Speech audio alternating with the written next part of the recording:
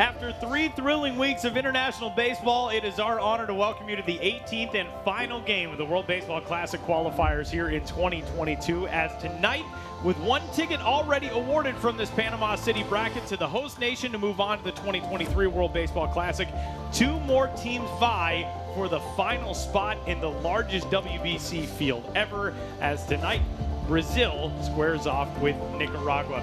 Hi, everybody. Back at Estadio Rod Crew for the final time, alongside the former Major Leaguer and Team Australia pitcher Ryan Rowland-Smith. My name is Tyler Mond. Ryan, we had a great one yesterday. Panama dominates through 2 games. They're on to the WBC. They knocked off Brazil. One more shot for that team tonight against Nicaragua. Yeah, that was absolutely electric inside this building. Probably the most electric atmosphere I've ever really been a part of. The drums were banging the whole night. It was just an absolute blast. But you mentioned the fact that Brazil went down, but they do get that second chance. They have beaten Nicaragua before, so they're still in a good spot. They've still got plenty of energy, plenty of pitching. They're in a good spot right here against Nicaragua. These 2 teams played just a few days ago, and looking back on what that game was on Saturday, it was really a very impressive performance for Brazil, especially the pitching staff. They got off to the early lead with a run-scoring ground-out in the bottom of the first inning. In the third, though, Nicaragua bounced right back on this home run by Melvin Novoa. Yeah, we heard so much about these Nicaraguan bats, and you're thinking to yourself at this point, okay, now they're going to start heating up, but that was really all they had all night long. Leonardo Reginado with that RBI single to give his team the lead for good, and in the 9th, Enzo Sawayama was the one to close it out for Brazil.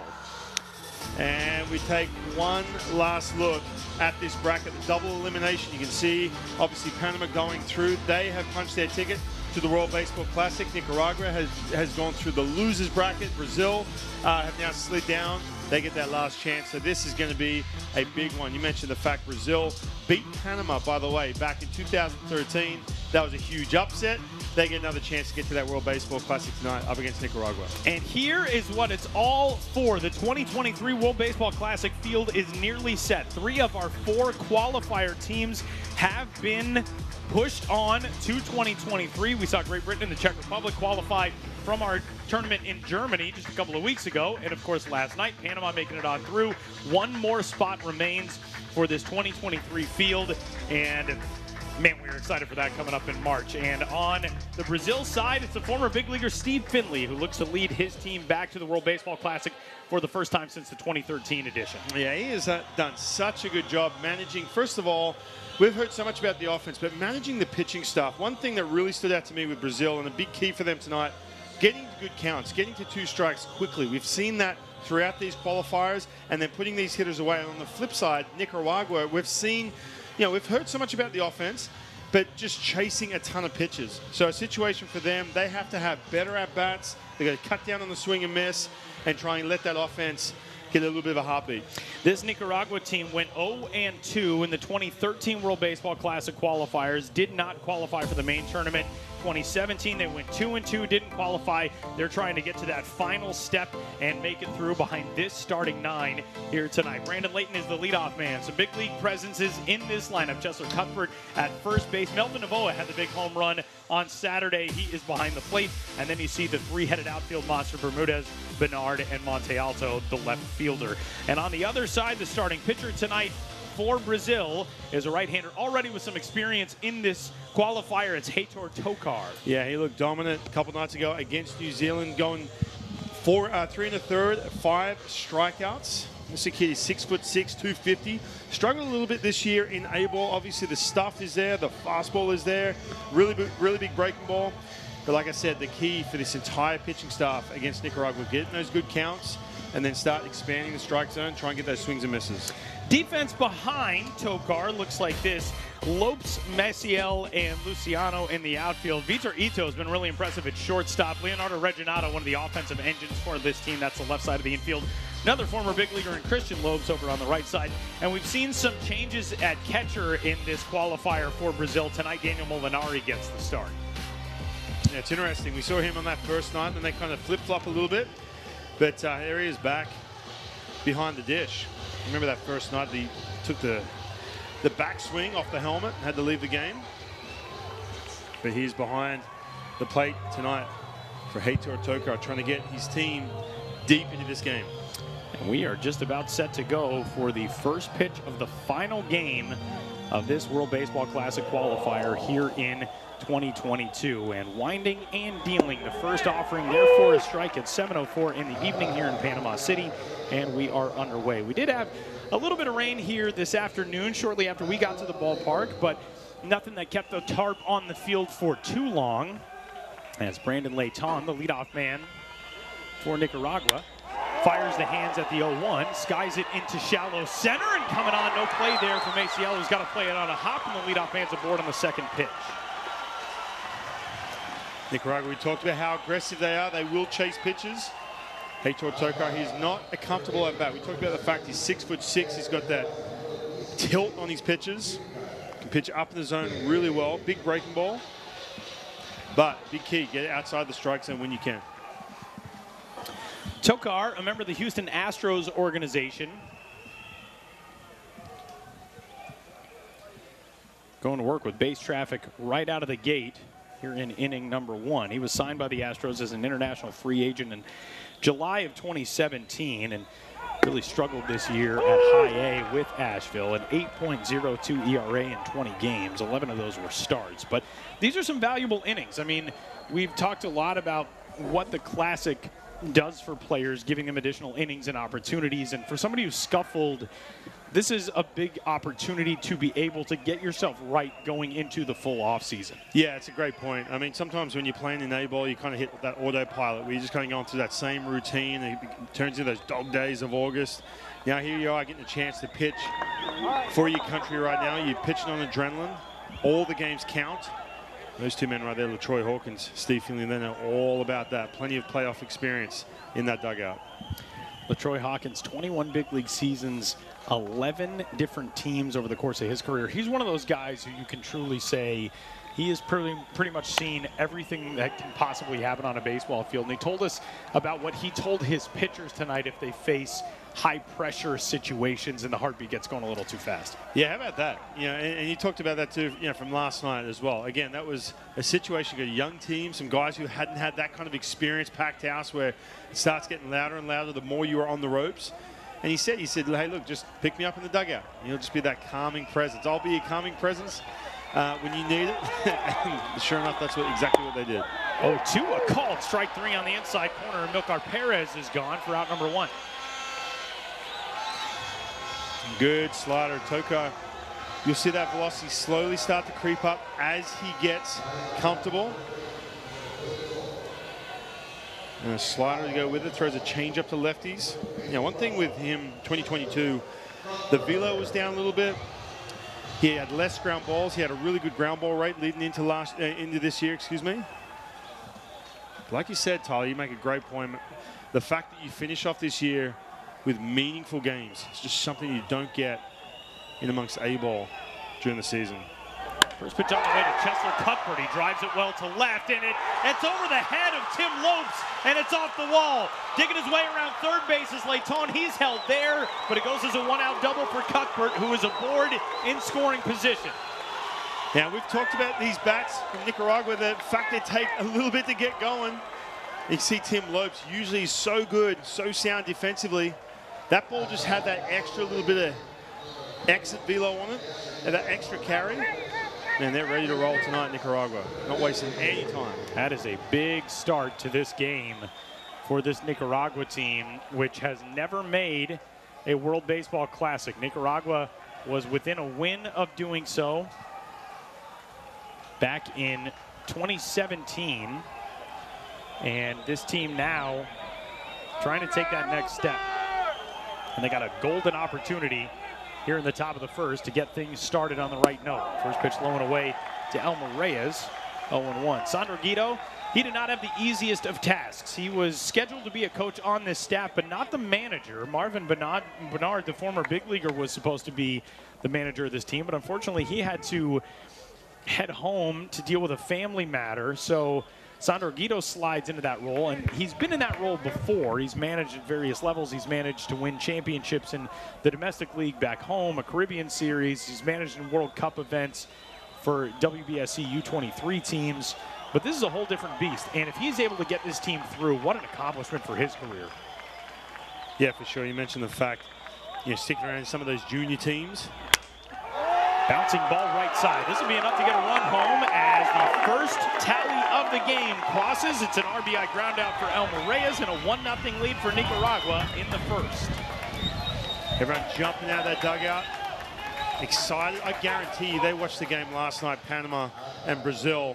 Saw that atmosphere. I guarantee you some of that energy's passing over into today. We do have a pretty good contingent of fans from both of these teams in the house today. We had a couple thousand fans sporting Nicaragua gear for their first matchup of this WBC. That was that loss to Brazil. And now here they are trying to get this team back on track. Coming out of the losers bracket, try to make their way through to the main World Baseball Classic in March as Dwight Britton faces an 0-1 count. A very, very light rain. Not even really sure you can call it a rain. It's more of a mist kind of hanging out there right now. 0-1. Britton down the line. Fair ball. It's going to be extra bases for Dwight Britton. In to score is Cuthbert.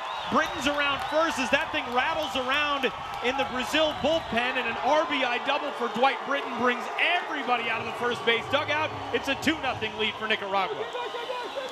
Right now, if you're Heitor Tocar, you've got to start making adjustments from that first pitch. They get out of the middle of the plate. We heard LaTroy Hawkins talk about that, saying that if they stay out of the middle of the plate, middle in, and they execute their pitching stuff, we've seen that all qualifiers long, they'll be okay. But I'm telling you, these bats, you make a mistake, they'll make you pay for it. This is the exact opposite of what we saw in the first meeting between these two teams. What we kept commenting about was Nicaragua just looked flat in that opener. Yeah. And this is the complete opposite. The energy out of that dugout, that fan base on the first base side is considerable to get this thing started. As with 2 gone, here is the man who belted the homer against Brazil on Saturday, Melvin Novoa. 1-0.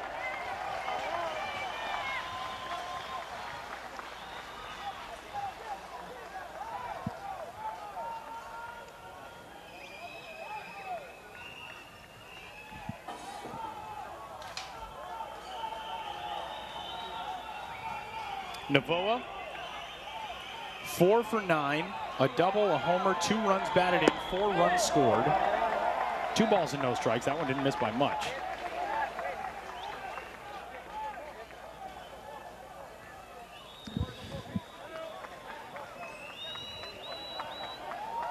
And now they're just going to put him on.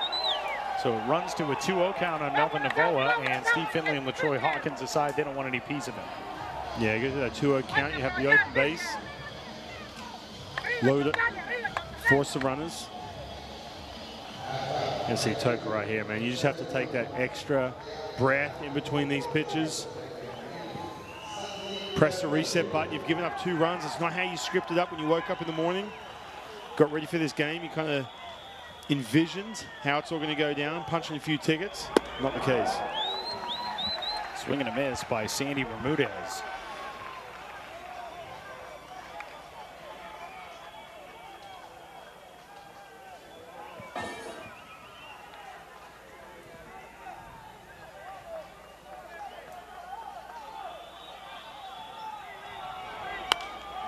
And a fly ball, actually more of an infield pop into foul ground, as chasing it toward the track. A grab for Christian Lopes to retire the side. But Nicaragua brings home a pair in the first, and they are in business.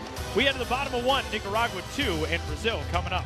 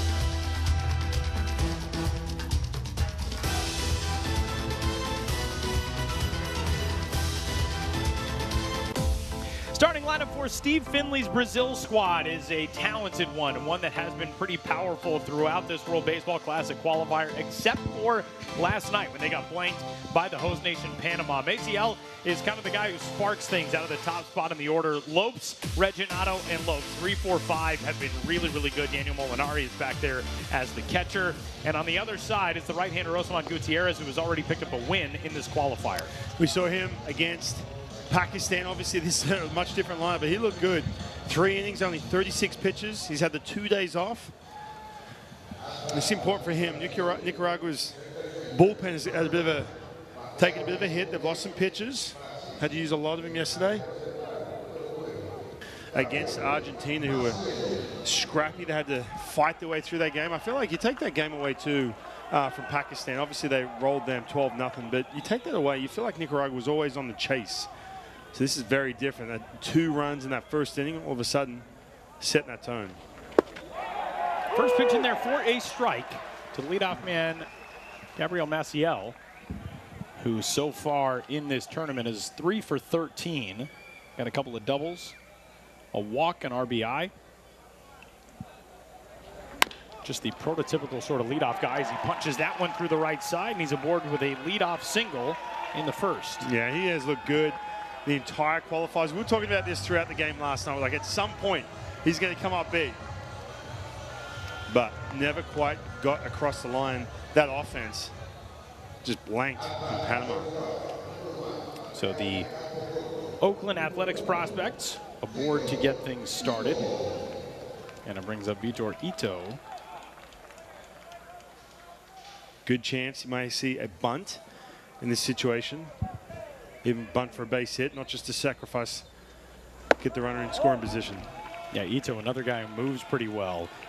Vitor out of Marilia, and he plays in the Japanese industrial leagues for Nisei.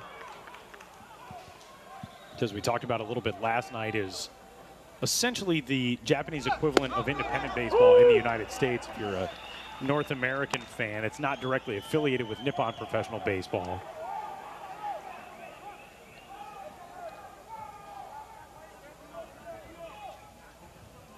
Ball and a strike on Ito. Vitor just 1 hit in 10 at-bats. He does have a walk through his team's first 3 games of this qualifier.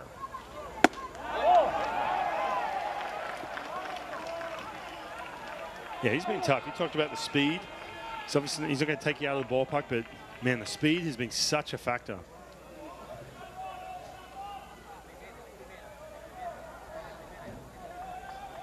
Two balls and a strike on him. Gutierrez dealing with a leadoff base runner aboard. And the 2-1 is grounded over too short. A high hopper. They'll get the lead out at second, and that's all. Yeah, you don't see that a whole lot in the big leagues these days. The hit and run, just hit that to the wrong spot. You see him try and slap that ball to the opposite side. Usually in that situation, the shortstop's covering. Not this time, though. Nicaragua caught a break right there with Maciel running as well. So with 1 gone, it brings up Tim Lopes, who has been the best hitter not named Leonardo Reginado on this Brazil team. Lopes has been outstanding. A 385, 429, 615 slash line. 5 for 13. He does have a home run from Saturday, and he knew it as soon as he got it against New Zealand. Yeah, that really is what got Brazil going in that first game. First game of the tournament. Man, it feels like it was 2 weeks ago. It's only a couple days ago. A 1 fouled at the plate. Can you believe this is 18 broadcasts we've done over the last 3 weeks? Wow. Crazy. It has been quite a run through Armin Wolf Baseball Arena in Regensburg, Germany, to here at Estadio Nacional Rod Carew in Panama City. And the World Baseball Classic now less than 6 months away, really about 5 months away. We'll get that thing started in early March. Taichung will open World Baseball Classic play with Pool A, Tokyo Pool B, Phoenix Pool C, Miami Pool D. And on to crown a champion in Miami in March. Ball and 2 strikes on Lopes, who spent this season with the Albuquerque Isotopes and the Colorado Rockies organization. 1-2, swung on and missed. That's a big slider. You go back to this sequence from the first pitch. First of all, getting ahead in the count with that little sinking fastball. Now, this was a mistake. That was that changeup, kind of hung up there, missed, and then breaking off that slider. You're going to see plenty of that. Osman Gutierrez, if he starts getting comfortable with that pitch, especially with 2 strikes, that's just going to be a steady dose of that late slider of his down the way to some of these right-handed hitters in the middle of this lineup. Gutierrez, a former member of the Toronto Blue Jays organization. He pitched at the rookie level for 5 seasons between the Dominican Summer League and the Appalachian League. Only made it up to full season ball for 18 games with the Lansing Lugnuts, which is coincidentally the team for whom Gabriel Maciel, the base runner over at first, played this year. Now, Maciel, a member of the Oakland A's system. That's the parent club of the Lugnuts now. But that was back in 2017 for Gutierrez, so he has not been in affiliated ball for a while. And he's going to work here against the toughest bat in this Brazil lineup, Leonardo Reginato. Reginato through 3 games, 6 for 11 with 4 doubles. He's also walked 3 times. He's been a monster at the plate for Brazil.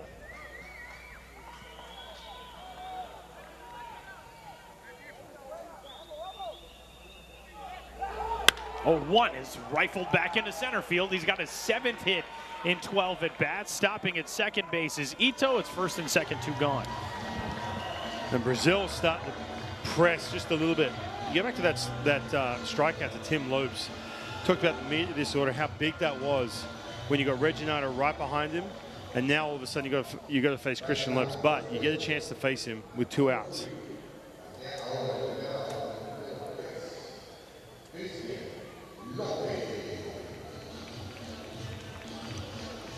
So 2 gone and 2 aboard for Christian Lopes.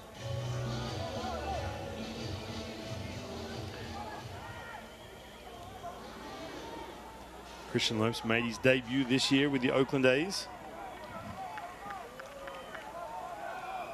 A couple games and then back to AAA. And he gets drilled. So the bases are loaded now with 2 gone as Nicaragua 2 in the top of this inning and Brazil immediately threatening in the bottom half. It's just the fastball just gets away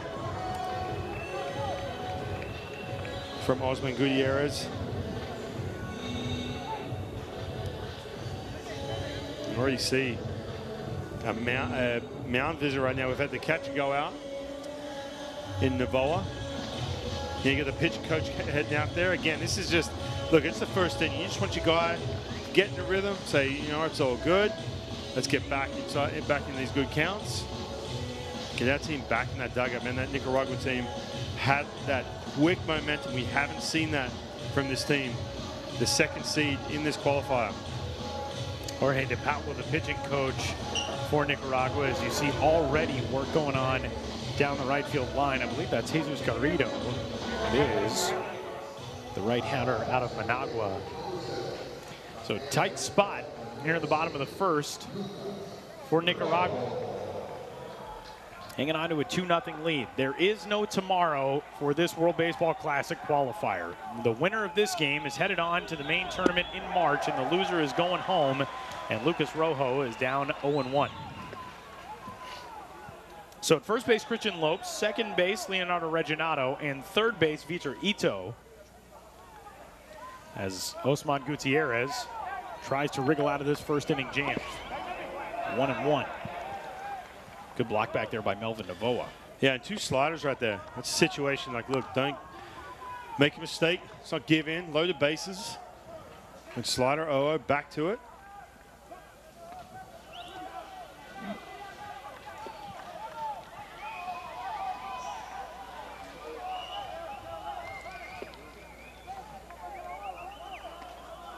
Gutierrez a long stare in to get what he wants from Novoa. 1-1 pitch. Grounded on a couple of hops to third. And the 5-4 putout will wrap things up here in the bottom of the first. Brazil threatens but can't get anything across. And we are headed to the top of the second inning in Panama City. Our score, Nicaragua 2 and Brazil 0.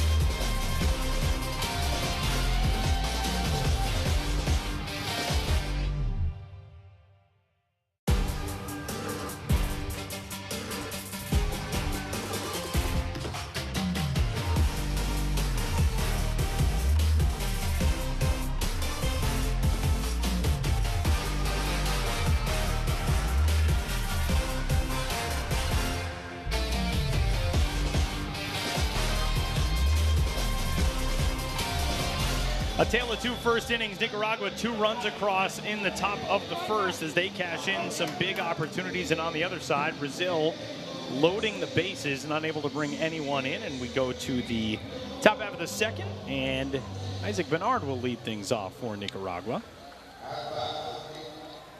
And for Toca, he had that tough first inning. It was kind of similar to when you look up some of his numbers this year, had that 8 ERA. It wasn't like he was walking a whole bunch of guys, but he was very hittable. Opponents hitting 340 off him. The velocity was down. He wasn't getting the same ground balls. It's that moment you get a chance to go back out in that second inning, just press the reset button, just make better pitches.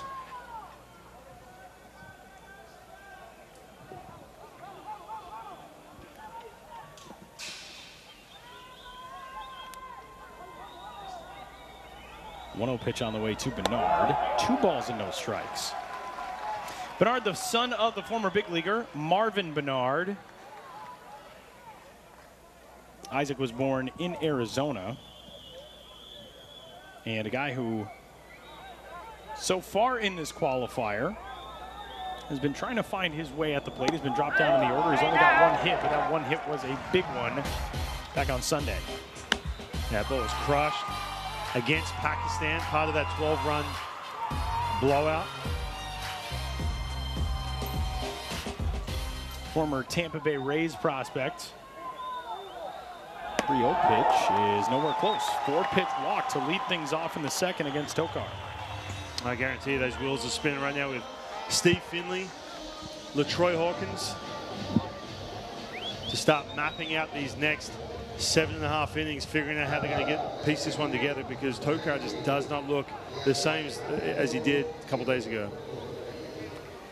So we arrive at the 9th spot in the order, and Luis Montealto, the left fielder. Everybody's available. I mean, we know that for today.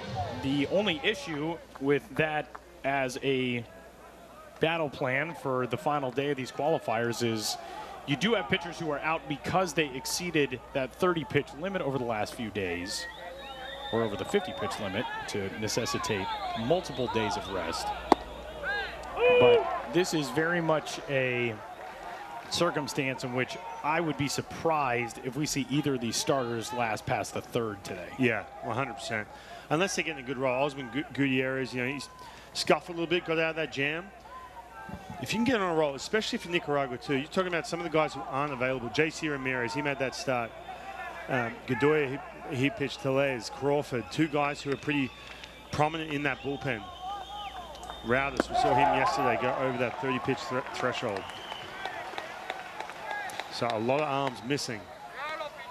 Brazil is in the spot that Spain was in the Germany qualifier, in that they got a chance to play on Tuesday in the play-in game to try to make it through to the Classic. They lost that game, and so now they're going at it tonight, having managed the game yesterday very differently from what Nicaragua sort of had to do to try to make it through. For sure, and look, you go back to Germany and Spain, who were the powerhouse the entire qualifier. They just look like they're out of gas, that second game. And it's not so much, look, they played the extra innings. It was a late night, dealing with some weather, so that's part of it too. But I think psychologically, you just get drained. And I think for Brazil, one of the things, and we got a chance to talk to LaTroy Hawkins, a couple of those guys before the game. We said, hey, everyone good? He said, yeah, everyone's good. But, man, when you've got that big crowd banging those drums, you get beat. Fair enough, yeah, physically you're okay, but mentally it can take its toll for sure.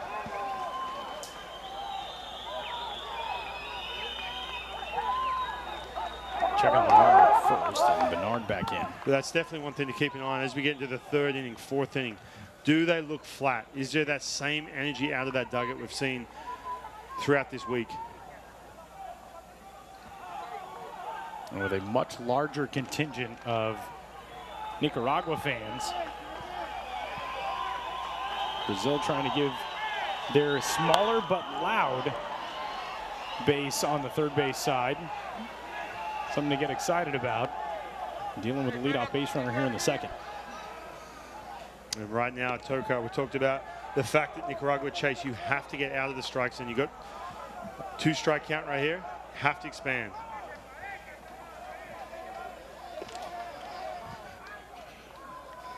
A ball and 2 strikes on Monte Alto. Luis still in search of his first hit, 0 for 8 in the qualifier, and he waves and misses at that one that tied him up. That's as advertised here, Nicaragua. They will chase, get good counts. You get swings just like that. It's just a matter of getting to those good counts. That turns the lineup card over and sends us back to Brendan Leighton in the top spot. Leighton got everything started last inning. The single up the middle. Duncan one into center field. Went to third base on Chester Cuthbert's double. And scored on the RBI ground out by Elmer Reyes.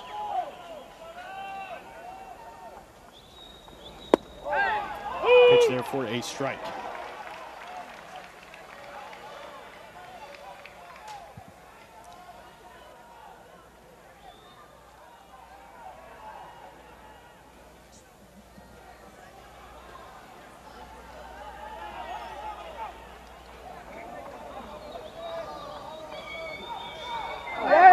Tokar really mindful of Bernard over there, and Isaac Bernard obviously moves fairly well. He's a center fielder, somebody who can run, but we haven't seen a whole lot of Nicaragua base runners attempt to move on the base paths. They've only attempted 3 steals through the first few games. A check swing, and that skips away from Molinari, and Bernard didn't read that real well, so he'll stay at first.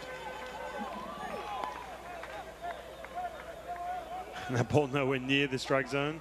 Getting that swing. Tried to check it.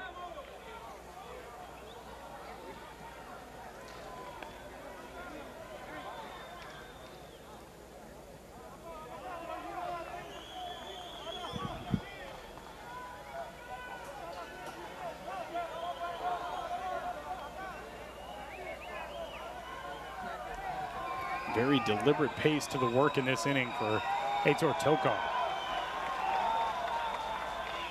Coming set on 0-2. And a swing and a shot. That's through for a base hit. Just past the outstretched glove of Vitor Ito.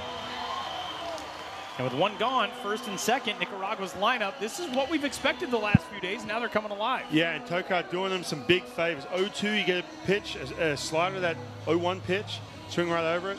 You have to get out of the strikes, and you see him just throwing fastballs middle. All of a sudden, LaTroy Hawkins coming out. I guarantee you that would be part of the conversation right here on the mound. We got a really cool look into the relationship between LaTroy Hawkins and the man to his right, Thiago Caldera, today. Thiago's been involved with this Brazil national team program for the last 15 years. And LaTroy, obviously being a guy who pitched 21 years in the big leagues, he's got the expertise in environments like this. But he said, I like bringing Thiago out. We've seen that a lot, that they've gone out together for practices. He said, I like bringing him out because the guys are comfortable with him. He's known them since they were little kids. Yeah, it's crazy when you hear some of the relationships that get built, especially some of these guys. When Thiago mentioned the fact that he's known him since I was 12 years old. And then all of a sudden you layer on the fact that LaTroy Hawkins has been here before. Obviously, he's had that big career in the big leagues. He's that calming presence. And he's back against the wall of this team. He's still got a smile on his face. He's good. He's been here before. He's such an engaging and interesting and intelligent baseball mind. And he told us today, you mentioned that he said to his pitchers, I can be your calming influence. And he said, after the game, I'll be gassed because mentally I will have been going through this with them. Pitch there for a strike to get the at-bat started for Milcar Perez. There's that one guy in the lineup who won't chase. Milcar Perez. I haven't seen a whole lot of thump just yet out of that bat. But so patient, big prospect with the Seattle Mariners. Perez struck out looking in the first inning.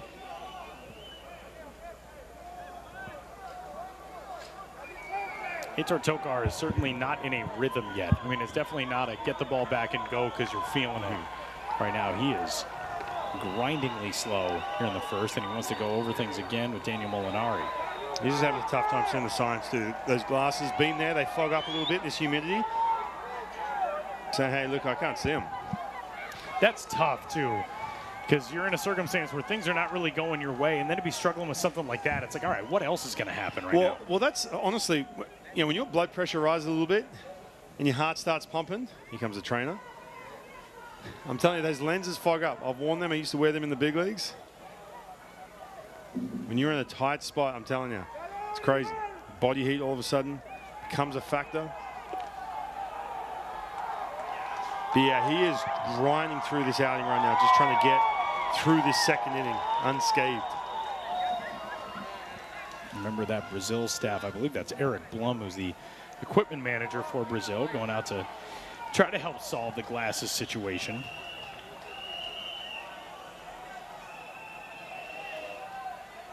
Two on, one out. Perez awaiting. And the count goes to 0-2 on him.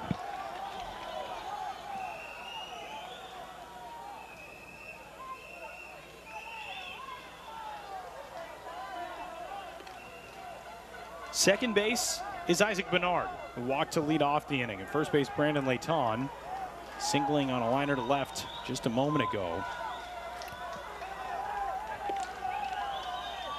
Took our home on 0-2, and that's ball one. Tell you what, he's not going to offer that. That's something that stands out when he's a big prospect with the Seattle Mariners, plays really good defense, elite plate discipline.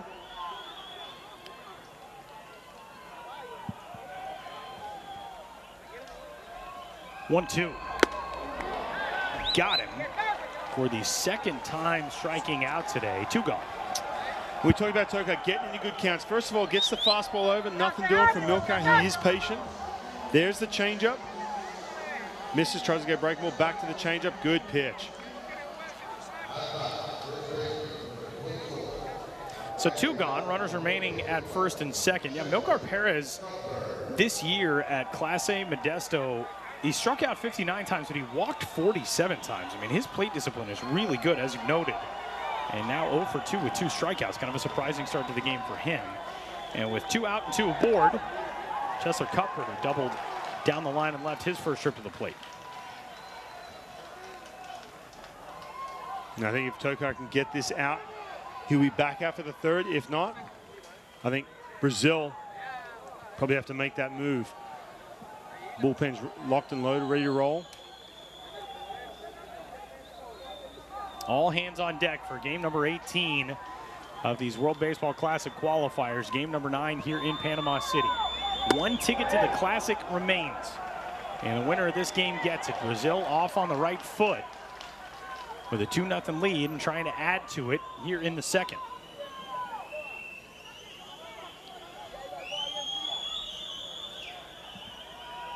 Cuthbert now 4 for 12 with 2 doubles here in the qualifier.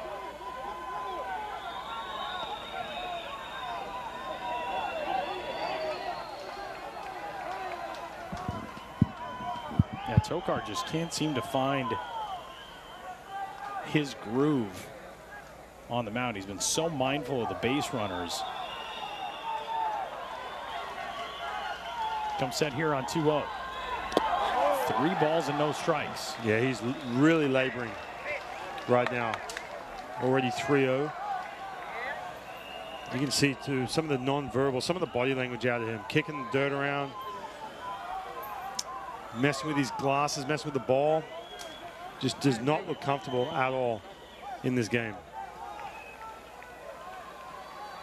Astros prospect trying to limit damage here in the second.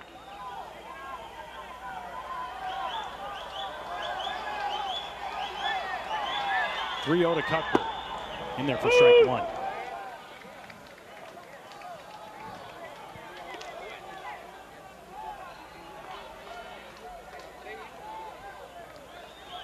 The other thing that you risk in a circumstance like this too is working so slowly. The guys out there behind you start to get a little flat-footed. We've talked about it a lot throughout this qualifiers. That's foul down the line. You get the ball back, you go to work. For sure. Infielders love that, especially. I've talked to guys about that all the time. I tried to work as fast as I could. It's just a pitch, middle at Chester Cuthbert, the former big leaguer, jumping all over that 3-1 mistake. But yeah, you mentioned that, Tyler. It's such a big deal, man. When you're laboring out there and you're slow in between pitches, that 15 seconds, all of a sudden you defense, especially the infielders, start to lull to sleep a little bit. Lose that step or two of range. This is a big out right here. It's the second inning. You have to make a pitch. 3-2.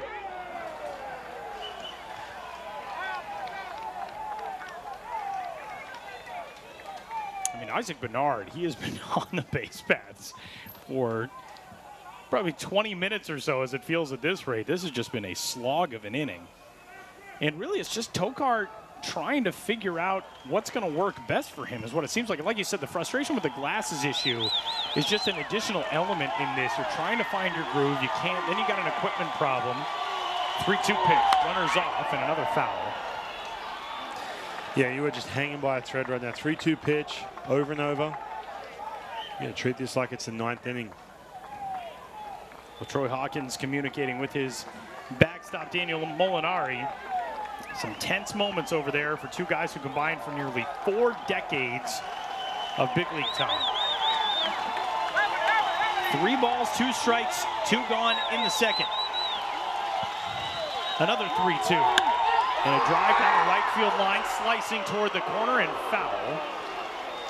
Cuthbert squaring this thing up, but hasn't been able to put one between the lines yet. Yeah, and you can see right now, Tokar's just going straight fastball, fastball. He doesn't quite have the feel for that breaking ball. Usually a situation like this, when you're feeling right, you'll switch it up and go to that breaking ball, but just not the case. You can see even more issues right now, that fog all over those glasses. He has been out there for 25 minutes, like you said. And yet again, an equipment issue for this young right-hander. And Sandor Guido, the manager from Nicaragua, is out talking with our first base umpire tonight, Dane Ponsack.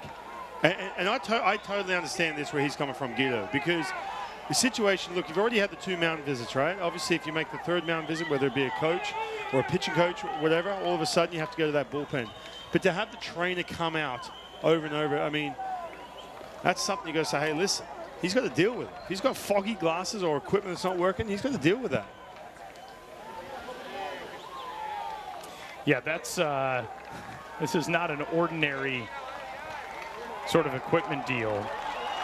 But I mean, you know, I used to pitch in glasses. Right. They would get foggy. Trainer cannot come out and help you. Straight up. It's on you. You have to figure it out. These Nicaragua fans sense something big. 3-2 fouled away again. Great at bat here from Cuthbert, who continues to battle.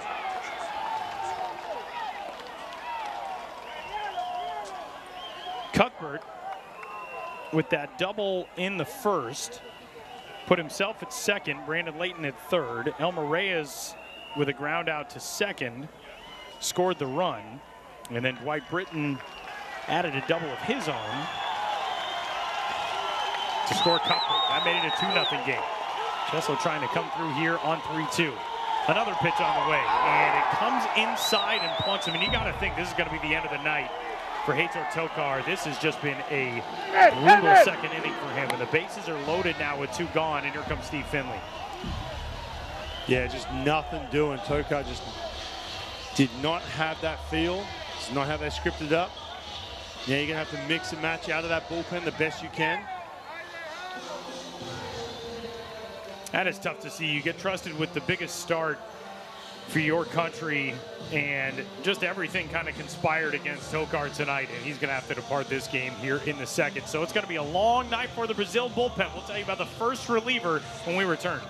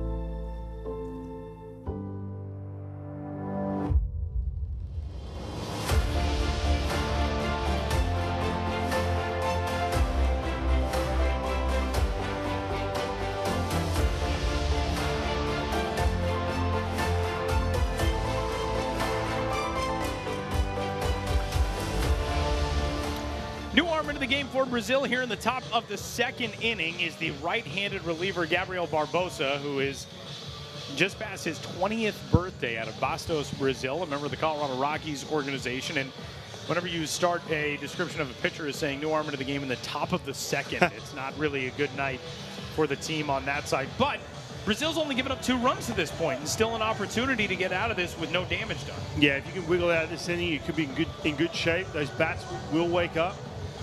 But man, what a slog this inning has been. The top of the second.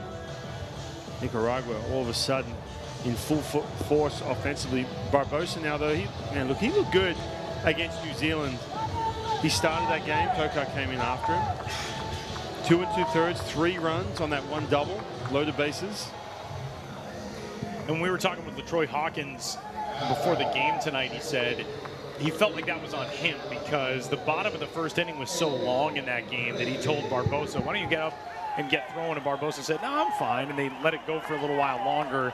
And then by the time Barbosa decided that he was going to go throw, final out of that first inning came across. So he had tightened up, or cooled down, I guess I should say, a little bit, and then gave up 3 in the top of the second. And his first pitch is inside to Elmer Reyes. It's a ball and no strikes.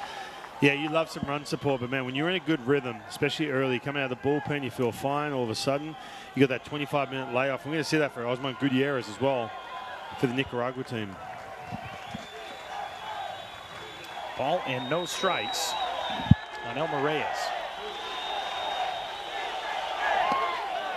These Nicaragua fans, they are into it. And we saw that for this team's first game just a few nights ago that they may not have the same numbers as the home team Panama had last night or in their first game, but they certainly bring the noise.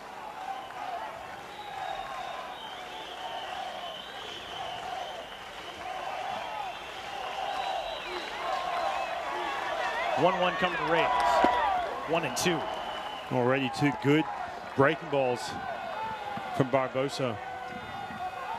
It's going to be important. You have to get that secondary pitch over. Nicaragua will swing, will chase. That's a big pitch right here. Second inning. Look, I mean, we're talking like it's the 8th inning. This is how crucial every single inning you play when you're trying to qualify for that World Baseball Classic. Barbosa trying to get off of the hook. And the 1-2 skied into foul ground. Christian Lopes, the same way he ended the first inning, makes a catch in foul ground to end the second. And somehow, through that lengthy top of the second, Nicaragua loads the bases and brings home nothing. We go to the bottom of 2. Nicaragua out in front. 2-0 lead over Brazil on the final day of Pool B play in Panama City.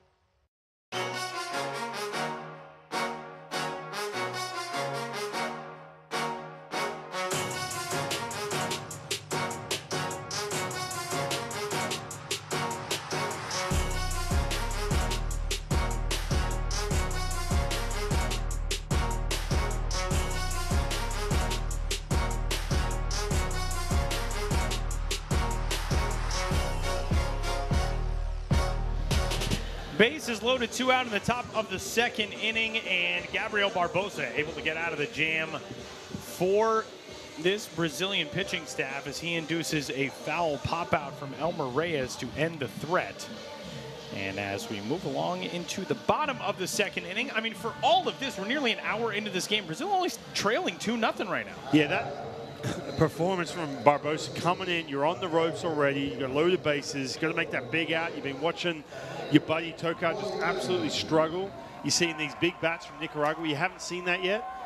Man, what a job. Landing 2 breaking balls and then getting that big pop-up to over there to Christian Lopes. On the flip side, man, if you're Sandor Guida, you go like, here we go again. Yeah.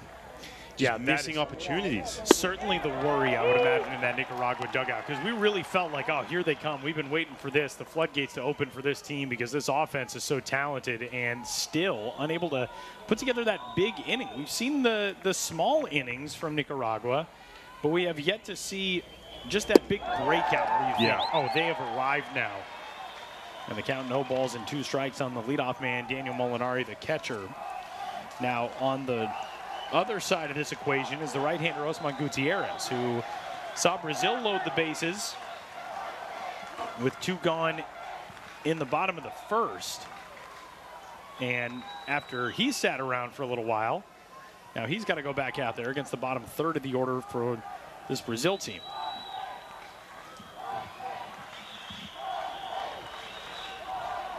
Oh, 2.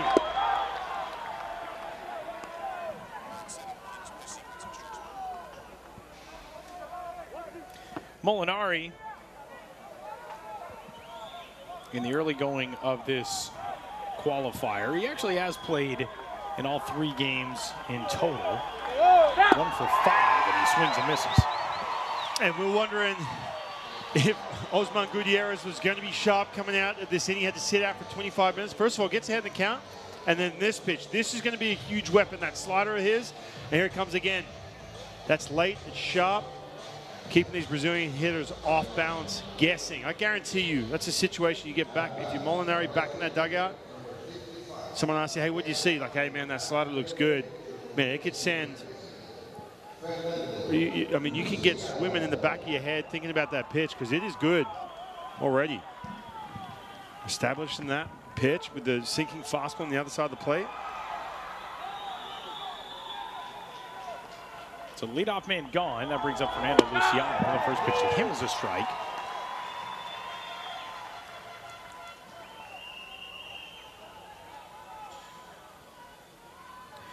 Luciano to this point, 1 for his first 8 with a double.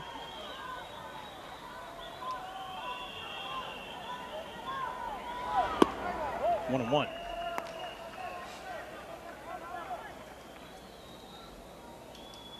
Nicaragua, a baseball-proud country, but a place that has yet to reach the World Baseball Classic, which is almost surprising. I mean, looking back on the history of the WBC, you think, at some point, surely Nicaragua has been there, but they have not. They weren't in either of the first 2 editions. Didn't make the main tournament after going 0-2 in 2013. And despite winning 2 games in the qualifiers in 2017, they didn't make the main tournament then either, as the 1-2 was inside.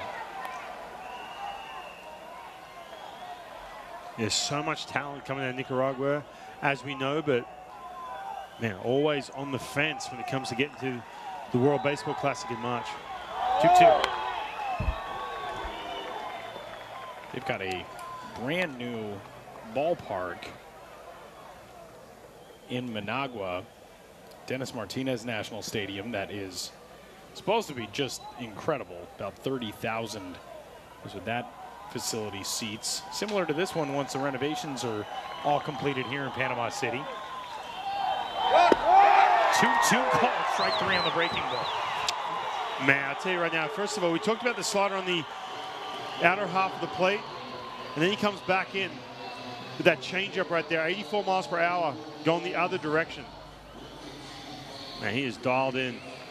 That's not good news for that Brazilian offense. That is for sure. So it's the change for strikeout number 3. And that sends up Daniel Chibana, the designated hitter.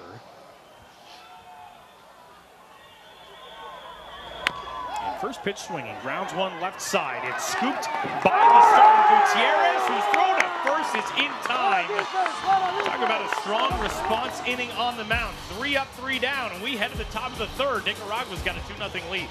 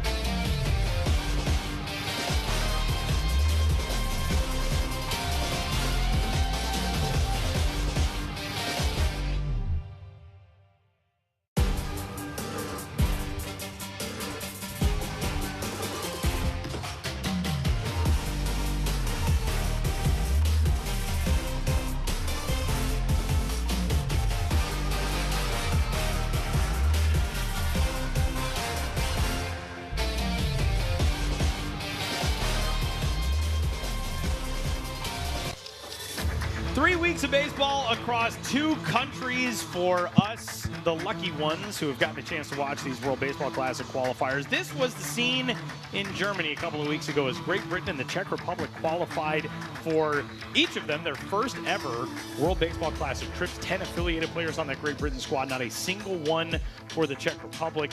2 teams that were so much fun for us to watch and are going to be really interesting stories to follow come March. Yeah, I remember day one of being in Germany, you talked, well, first of all, I said, look, Spain, all right, Great Britain, all the affiliated players, all the storylines. And the other one was Germany. I remember thinking, okay, Germany looks pretty solid. Yeah, they had 5 affiliated players. I said as well. to you, Tyler, and this is where I got to give you some credit. I said day one, I said, hey, who you got? You said Czech Republic. I said, Czech Republic? What are you talking about? And you weren't wrong. I mean, they did not look good that first game. I remember we had Adam Jones in the booth, and they were getting absolutely boat raced. This was the final night for the Czech Republic. Man, and this was the upset. We said there is going to be an upset at some point, and this was it. First of all, the game before this, the pitching to Germany to get to this point, and then knocking off Spain, who were an absolute powerhouse. Little flare out on one hop to short. Ito with no trouble there, retiring Dwight Britton, 1 up, 1 down. And I think, too, you know, when you're watching Brazil right now, I feel like they have a little bit of what Spain had going into this last game. They're all hyped up, ready to roll, obviously, last night against Panama. Then they come to this, okay, yeah, we've got a second chance, but they're a little flat right now. They need to break out of that. You know, what was most amazing to me, and it was the same last night watching Panama, is the celebrations of these teams.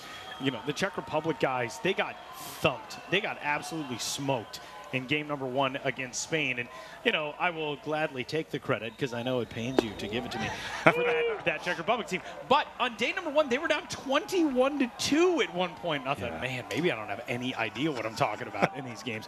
But they rallied. They came through the losers bracket. And on the flip side of that was Great Britain. And Great Britain went undefeated. But that team came in as a lower seed, so they played an additional game. They weren't like Panama, who only needed to win 2 to go through. And that Great Britain squad, it just seemed like they were the team that maybe came together latest before the tournament, but man, they came together quick when it got to qualifier time. Yeah, and there's 2 rosters that were built completely differently. Yes. You know, Czech Republic, homegrown guys, they all know each other. They came up through the same academies and the same coaching and everything else. And this Great Britain team built entirely from guys who live in the U.S. but have that lineage to Great Britain. And this is what I love too. Look at Harry Ford, one of the biggest prospects in the game. And you can see right here, Seymour just slamming that flag into the ground. So proud to represent Great Britain. It's going to be fun to watch them come March. I will never forget, we're sitting up in the booth finalizing our, scorebooks and packing up and getting everything ready to leave.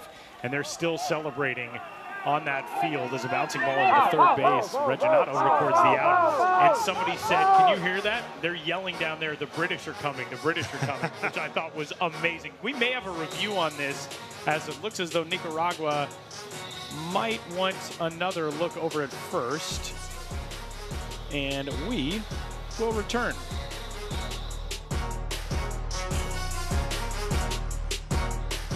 The foul ball. So it was ruled a foul ball, and that was strange because our third base umpire, Lisa Turbot, she pointed that was fair. She was behind that play, so she may have not had the best angle to see it. It was actually home plate umpire Anthony Perez who overruled that and just didn't happen to see that when Leonardo Reginato picked it. Yeah, it's tough to see. Plus, she's got a body in front of her as well. So, Sandy Bermudez now bounces one pretty much to the exact same spot. And we'll just replay it, and this time it will be the final out. 5-3 put out wraps things up in the top of the third. We go to the bottom of 3, Nicaragua with a 2-0 lead.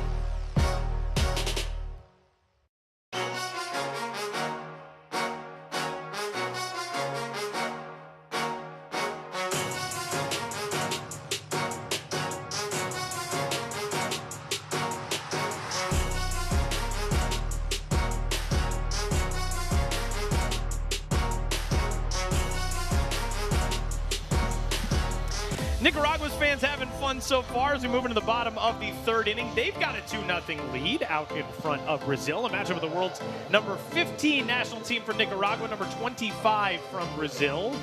And heading into the bottom of the third inning, 2-0 is our score.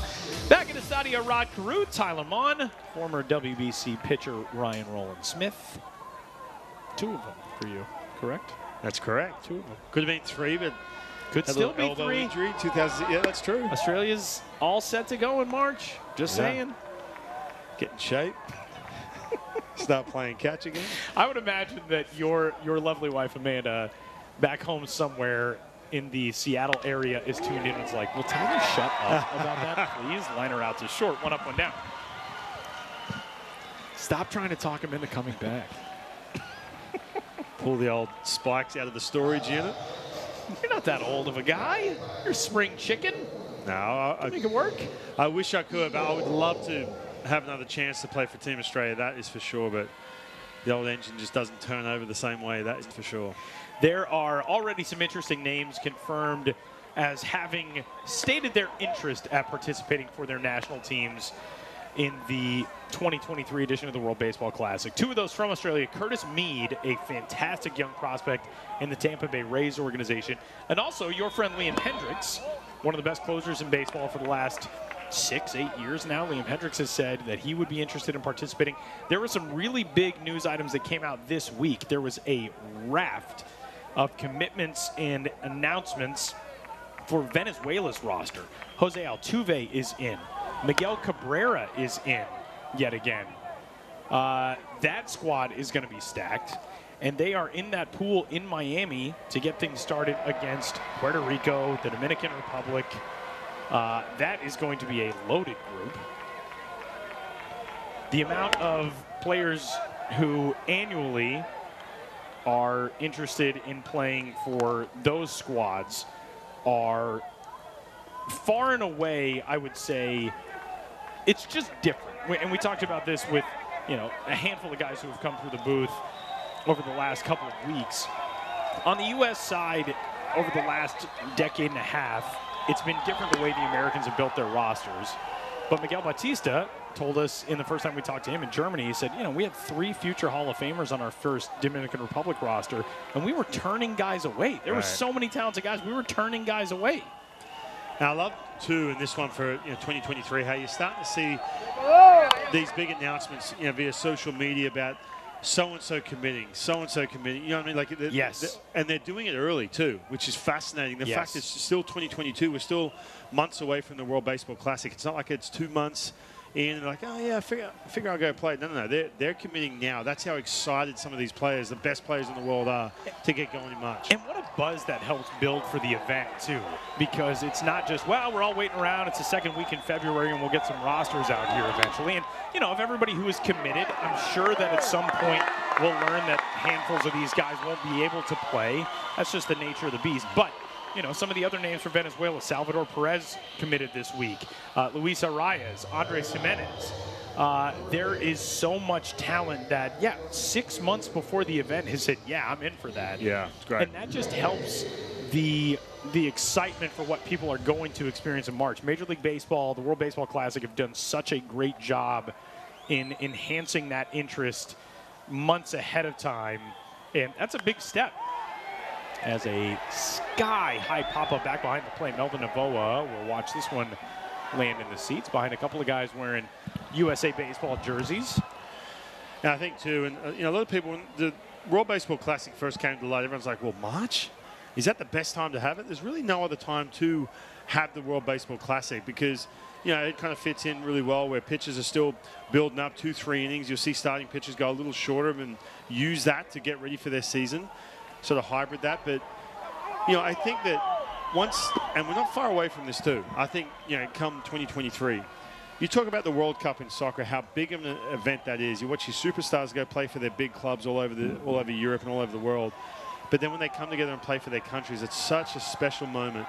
And I think for baseball, if you have that special moment beginning of the season, then you have the playoffs at the end of the season, that would be something.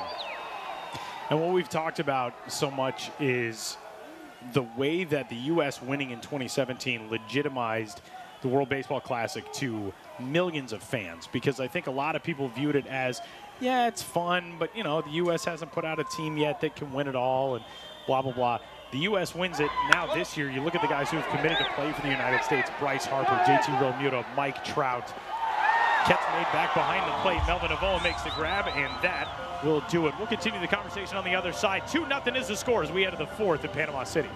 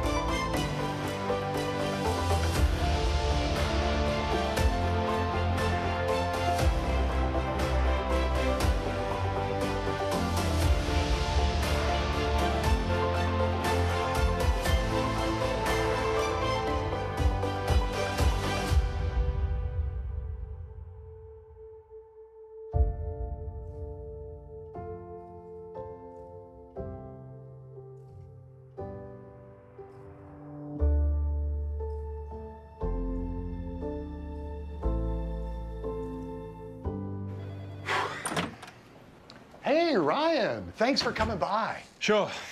What do you got for me this year? You're gonna love this. I don't get it. Ryan Roland Smith. Yeah? Roland-Smith. It's a hyphen. You're the hyphen. You're unbelievable, mate. Come on. Ever see what I did for Bartolo Colon? Ryan. Did you put the track after this or what? I mean, I'm not going to confirm or deny that at all. oh, good memories. Good memories. Some fun commercials, making fun of the hyphen in my name. You asked me about the hyphen too, by the way. I did. You Yep. did. I did. And a lot of people, I got heckled about this, saying, oh, you know, you hyphenated your last name, and, you know, like I had any choice over the matter. It came from a couple generations back on my dad's side. First name was Roland, last name was Smith, and they hyphenated the name to honor the Yeah, which is very cool. It was like a patriarch of the family. I did not know this. I figured, yeah, it was something where you were hyphenating two different families. No. But it was a relative that your great grandfather wanted to honor, and his name was Roland Smith. Right. And they hyphenated the name in order to honor. I think that's awesome. Yeah, it's pretty cool. I mean, it's a cool story when I heard that, because I had no idea. Because here's the deal. When I first got to the big leagues, one of the PR directors came running up to me and said, oh, hey, I've got some big news for you. And I was, you know, a 24-year-old young rookie trying to mind my own business. He said, do you realize when you throw a pitch in the big leagues, you'll be the first ever hyphenated name in the big leagues? And I said, really? And I said, okay, that's not a big deal. But the Seattle Mariners, as you can see, have just kind of caught on, and they made quite the deal out of it. But, hey, I'll take it. It's pretty amazing to me that they were aware of that. It seems like one of those things that you would come across later on, but the fact that, like, that was an eagerly anticipated debut for you to come. They were waiting. Like, we get this guy up here. Yeah. We're going to corner the market on the first hyphenated player in Major League history. I do have to ask you, when you filmed those commercials, and the Seattle Mariners used to do hysterical commercials every year. Yeah, they did. The ones with, with Ken Griffey Jr. gluing Ichiro to the chair, and you can find them all on YouTube. They're fantastic. Did you, after that, like, did Daniel Day-Lewis call you for acting tips or anything? Like, was you're just getting Tom Hanks? It's like, man, I need to capture the magic that you've got. Well, exactly. Yeah, there's a lot of offers. I said, listen, I'm still. Yeah, one of the focus on baseball. Yeah, I'm still one of the best pitchers in the game. Not, but once I get done with that, my career won't be long. I promise. No, it was good times. But I will say, my wife Amanda, she's done some acting. She's been in quite a few TV shows and movies, and she actually helped me out. We got the lines and we practiced. Okay. Yeah. That's pretty cool. Oh, yeah, I took it very seriously. That's yes. pretty cool. You did a good job. Appreciate and I it. have told you this before. That was my first ever exposure to Ryan Rowland-Smith. Oh, really? Because I grew up watching National League ball. I didn't catch a whole lot of M's games. That was the first I remember watching when the Mariners would come out with those commercials every year. Because the team that I grew up watching, the Colorado Rockies, they later hired the same production company to do commercials for them, so they always did funny ones as well. And when those came out every March, I would watch all those commercials. Right. And I remember seeing that one and thinking it was pretty funny because the Bartolo Colon joke at the end is outstanding. Yeah. I'm always good with any good punctuation humor. That was the first I ever knew of it. Oh, well, there you go. Those are my pre-Australian Baseball League days. How about that? And now here we are. Wow. What year would that have been? 08, 09? That was 2000. That one was 2010. Okay. 2010. That's Okay. right. Yeah. As soon as it came up, you dropped your head like, oh, here we go. Oh, man. That was fantastic. And Ryan is now available for all of your acting needs. You can contact him. Acting, coaching as well. And, yeah, coaching as well. He does. He is a Renaissance man of many talents.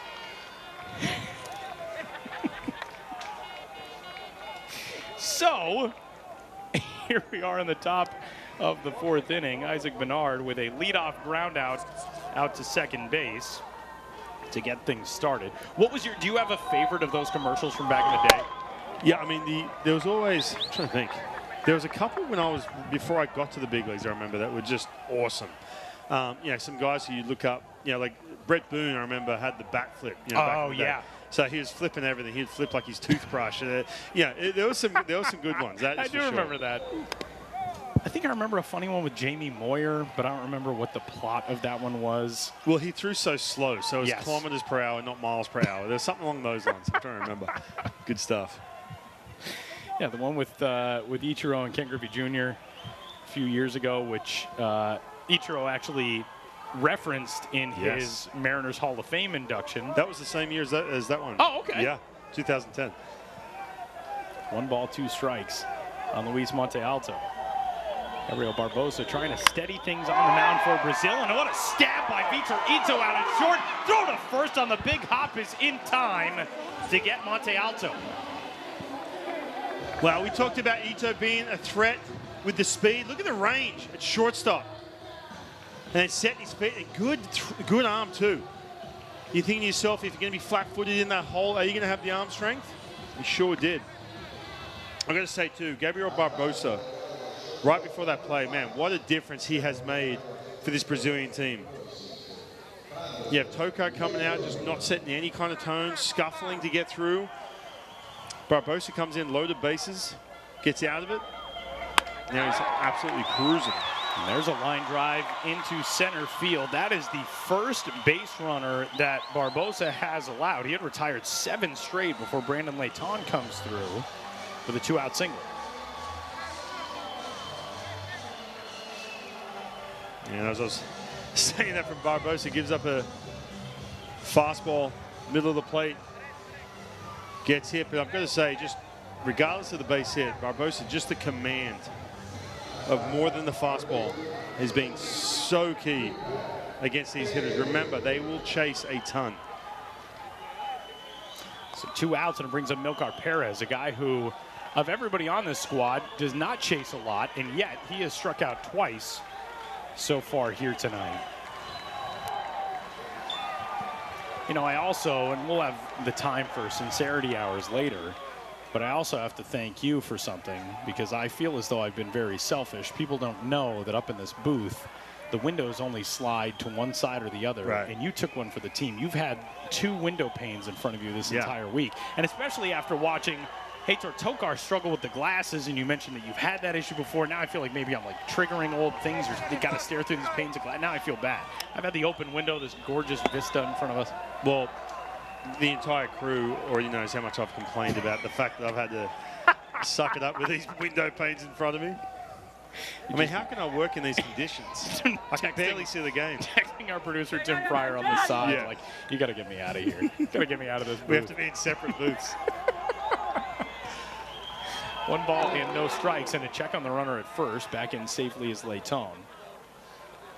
Milcar Perez, a guy in the same organization that produced the first hyphenated big league player in Major League history. The man to my right, Ryan Rowland-Smith, Seattle Mariners prospect. There are a few different stops on the Mariners ladder now, making the climb up throughout the minor leagues from where the affiliates were when Ryan played. But Milcar Perez starting to make that climb with Loe Modesto, team in the California League. That's where he spent his time this year. Didn't get to play the full season, and now trying to get some off-season at-bats here and help his team to the World Baseball Classic.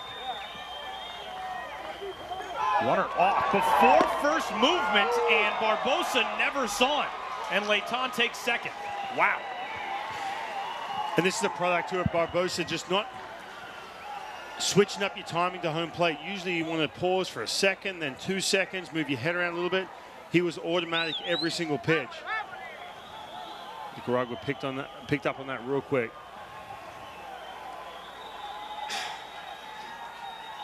So another man in scoring position. Nicaragua left 2 on in the first, stranded the bases loaded in the second, retired in order in the third. They got a man out there with 2 outs and 2 strikes here in the fourth, and a ground ball too short. Ito for the final out of the inning, and Nicaragua will strand another one. We will head into the bottom of the fourth. Having fun in Panama City.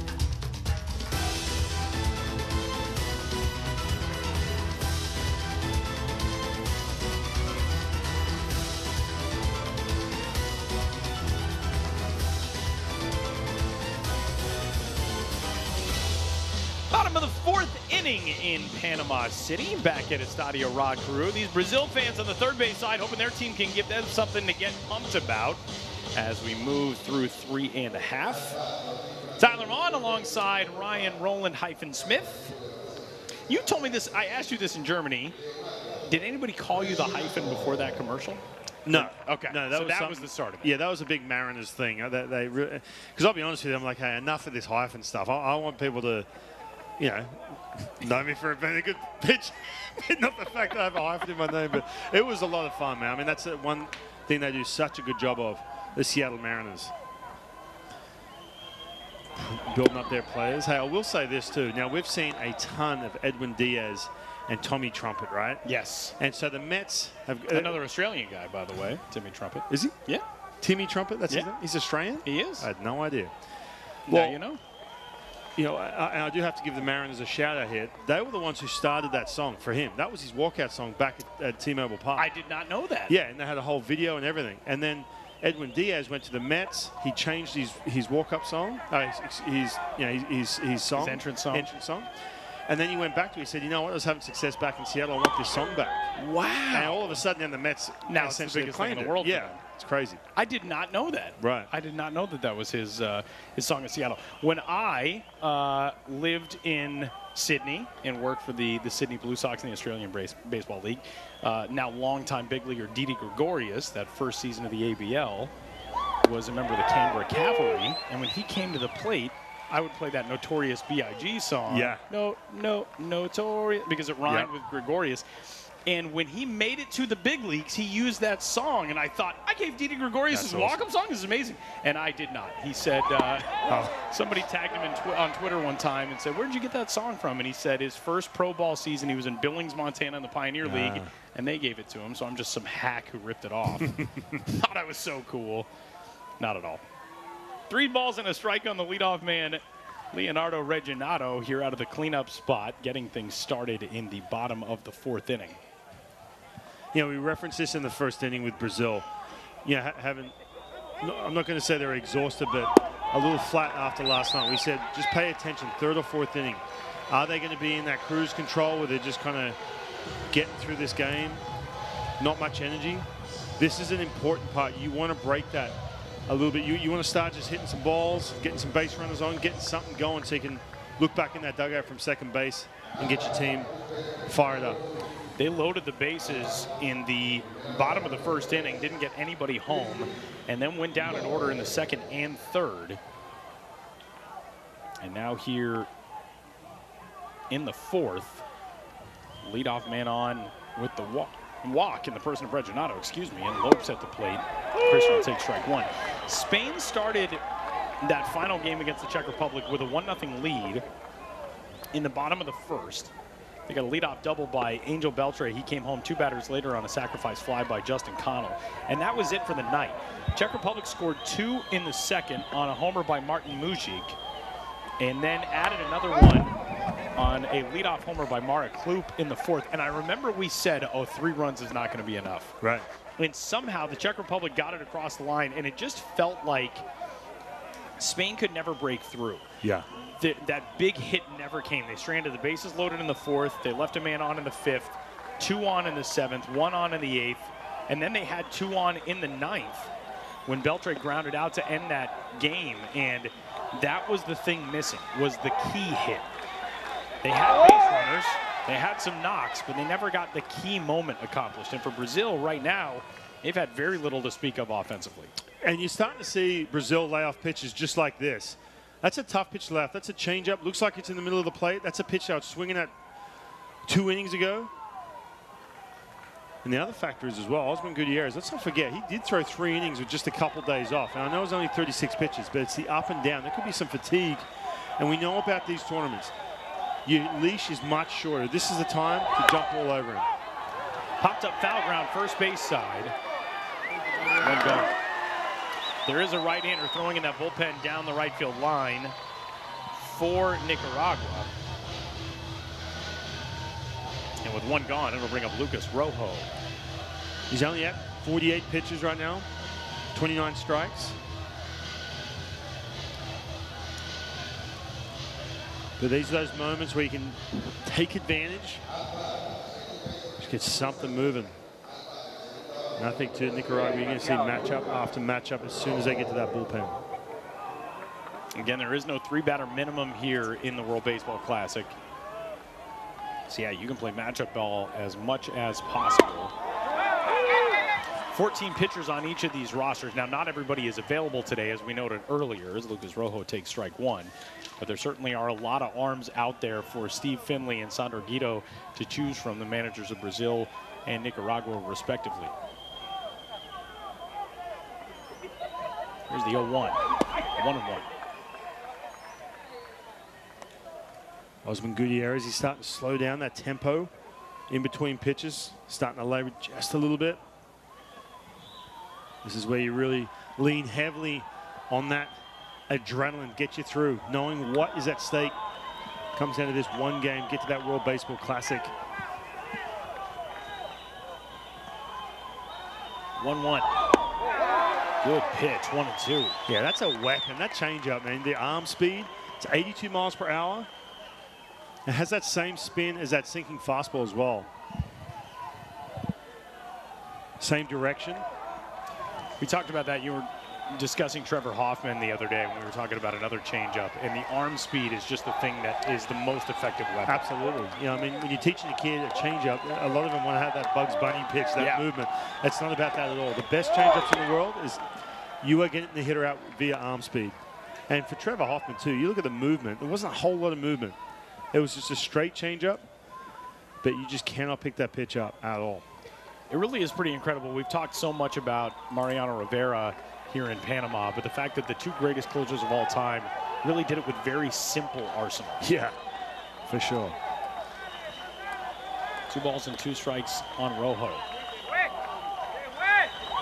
Swing and a miss. Got him chasing that one. 2 gone. Yeah, and then he pairs it with this. This is that slider. We saw more of this early on in this game. You have that fastball get ahead. You throw that changeup in and half of the plate. Or you get back to that slider hit if you're Osman Gutierrez, and he's dialed in right now. Felt like Brazil get that leadoff runner on, maybe something brewing, maybe some kind of momentum. Only 2 hits. Brazil's offense has just been unable to find its big gear over the last 2 nights. This is 5 hits combined between last night's 4-0 shutout loss to Panama and the start to this one tonight. And, you know, again, very different circumstances, but we talked a lot about Spain running out of gas on the final day, and we're way far from the end of this one. But the emotional exhaustion for Spain, it was having a lead going into the bottom of the 9th, blowing that game with a game-tying homer in the 9th, losing in the 10th. For Brazil, you're out here last night for 9 exhausting innings. You've got this massive crowd in the house. They're loud. They're constantly into the game. You can't get anything going. And then less than 24 hours later, you got to wipe that out and try to come back out here and get into gear. And they just haven't been able to do it yet. And you're facing a team that you've beat. So you do have that confidence, but you feel like, oh, you know what? We're going to get some hits and we're going to take care of business. Just like Spain with Czech Republic. I mean, the fact that Spain was nearly we're 15 runs ahead of them at one point. You know, I'm talking about early on in that qualifier. 21-7 was the final score in that first matchup, and in the most that's baseball thing that we've maybe seen through these 2 qualifiers, Czech Republic bounced back and got a 3-1 win in the last game in Germany to qualify for its first World Baseball Classic. A ball and 2 strikes now on Daniel Molinari. 4 strikeouts tonight for Osman Gutierrez, who is going for his 5th. Leadoff walk to Reginato, the first one that Gutierrez issued tonight.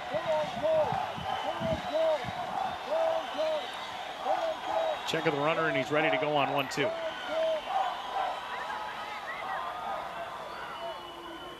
Maybe not. You can see Osman Gutierrez shaking a couple pitches off and shaking to get to that slider. I guarantee it. Feels good with that with 2 strikes.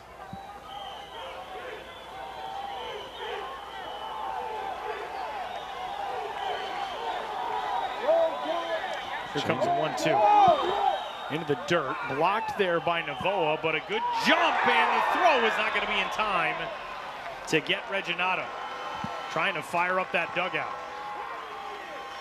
Yeah, just one moment, just one little event to get your team fired up. You can see the reaction beating that throw. And his first thought, look straight in that dugout, try and fire up his teammates. That was much closer at second than I initially thought it was going to be, but a good read by Reginato. I mean, that's a cleanup hitter and a third baseman making the read on that ball in the dirt. Trying to get something started for his team with the tying run at the plate here in the bottom of the 4th.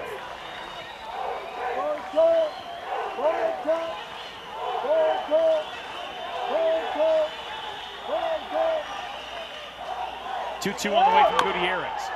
Slow bouncer, left side. Milcar Perez sees it go under his glove, and here comes Reginato. He will score, and Brazil is onto the board. It's a 2-1 game in the 4th. And just like that, Brazil have got something cooking. On the 21 hopper in the infield. This ball just died. As soon as it hit that ground, you could see Molinari just getting up that line. You know what? You don't have to thump them in to score runs, but you'll take them. That is for sure.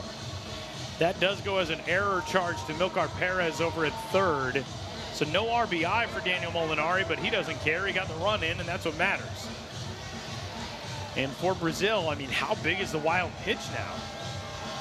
That put Reginado at second. Yeah, it really is. And for Gutierrez, was a strike away. You saw he actually shook to that slider, then he stepped off. Navoa came out, then they switched it up. They went back to that changeup, couldn't get him. And good at bat from Molinari, too. Bouncing ball foul off the bat of Fernando Luciano. Okay. Some tense moments in that first base dugout for Nicaragua. This team trying to make it through to their first ever World Baseball Classic. They won 2 games in the qualifiers back in 2017. Brazil made it through the qualifiers in 2013.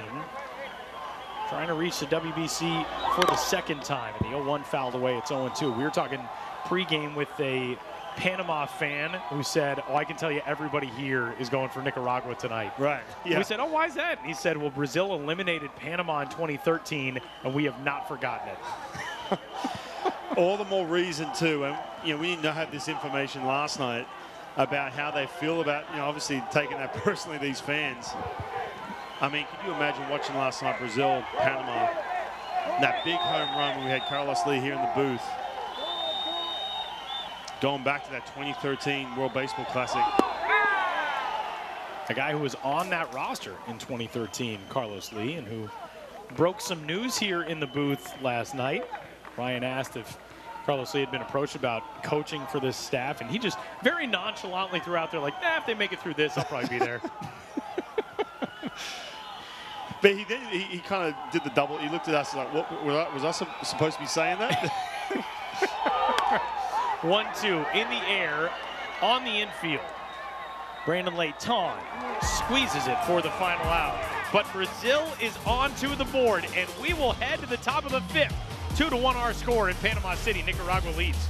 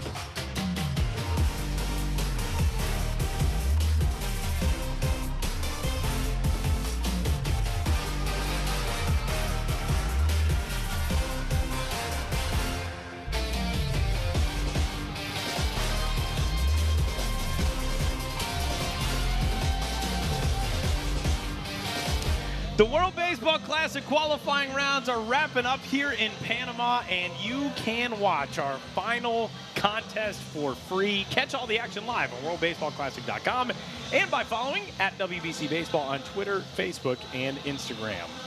That guy in the middle just smashing beers. Who is that guy? Look at that long white-haired flow. Hanging out with our buddy Andy Brown, who painted a magnificent portrait of Ryan and I in the booth. The other dude, it's my dad. Hanging out with you in Panama, made the trip. Hanging out. we've been having some fun. My dad and I are going to spend a couple of days here in Panama before we head back home. And pretty cool. I've never had my dad along for one of these international baseball trips. I got destroyed by Ryan's dad over the phone yesterday in a little moment of, you know, I did honestly take it as a badge of honor. You get roasted by an Australian, it's like, oh, you're in. A couple things, though. You hit the gym today. I did. I was so self-conscious. I can't believe it. Oh, no. Oh, okay. I can't believe you even know how to lift weights. No, you just kind of like discreetly said, oh, yeah, you know, went and had some lunch, went to the gym. I was like, hold on a minute. Well, as you and I have discussed, we have some fairly long days during these qualifiers. We rarely get the time. And today I thought, you know what? I'm in this lovely hotel. I should probably do some sort of exercise. So I attempted to be physically fit. But it's amazing. I worked out one time. I can bench 450, and I got a six-pack now. There you go. It was incredible. That's how it works. It's incredible work. 2 balls and a strike on the Nicaragua leadoff man, Cheslor Cuthbert, here in the 5th. Rope foul down the left field line. Andy Brown, our friend the artist, who you saw in that shot as well, he actually went into the production truck last night and painted the scene of the in-game production, and that was very cool. Our producer, Tim Fryer, was so gracious to let Andy hang out and paint the whole landscape. I can't imagine that it's real easy to capture that. I mean, I can't imagine it's easy to do anything that Andy does. But he immediately, you look at it and you're like, oh, it's a production truck. Like, he just got it somehow, and it is so cool. You can find him on social media at Andy B as an artist. He posted that picture today. He's at Andy Brown as an artist on Instagram. Posted that painting today. Tim and all the guys from Medcom down in the truck who have done such awesome work. Andrew Perez, our technical manager as well. Such awesome work from all these guys this week. Tim is very much the, you know, in the middle of the Last Supper painting. You've got where your focus, the eye is drawn. Tim is the hero in the in Andy's painting. Well, that were the conditions. Deservedly so. He said, listen, you can come in the truck, but I've got to be front row center. You got to make me look good. That's right.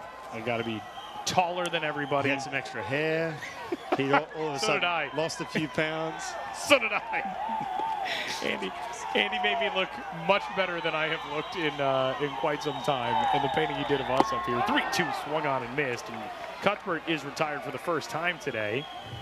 And the leadoff man is gone. Now I got to say, Gabriel Barbosa started the game, the first game we watched against New Zealand, but he has looked fantastic getting his team back in the dugout in that second inning. That could have been floodgates opening up, Nicaragua running away with this. Wasn't the case. Big reason this is a one-run game right now is that man on the mound. Barbosa was one of the guys that LaTroy Hawkins, the pitching coach of Brazil, singled out to us pregame today. He said, oh, he's going to be really good. And Barbosa currently pitching in one of Hawkins's former organizations, the Colorado Rockies system. 20-year-old deals that one fouled away by Elmer Reyes, and it's quickly 0-2 on Nicaragua's second baseman. Yeah, there's really nothing straight. There's really nothing middle either.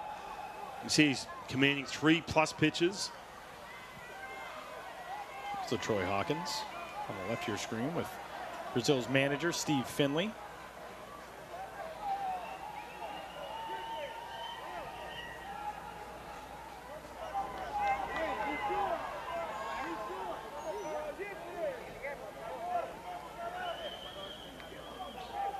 Oh-2 pitch on the way.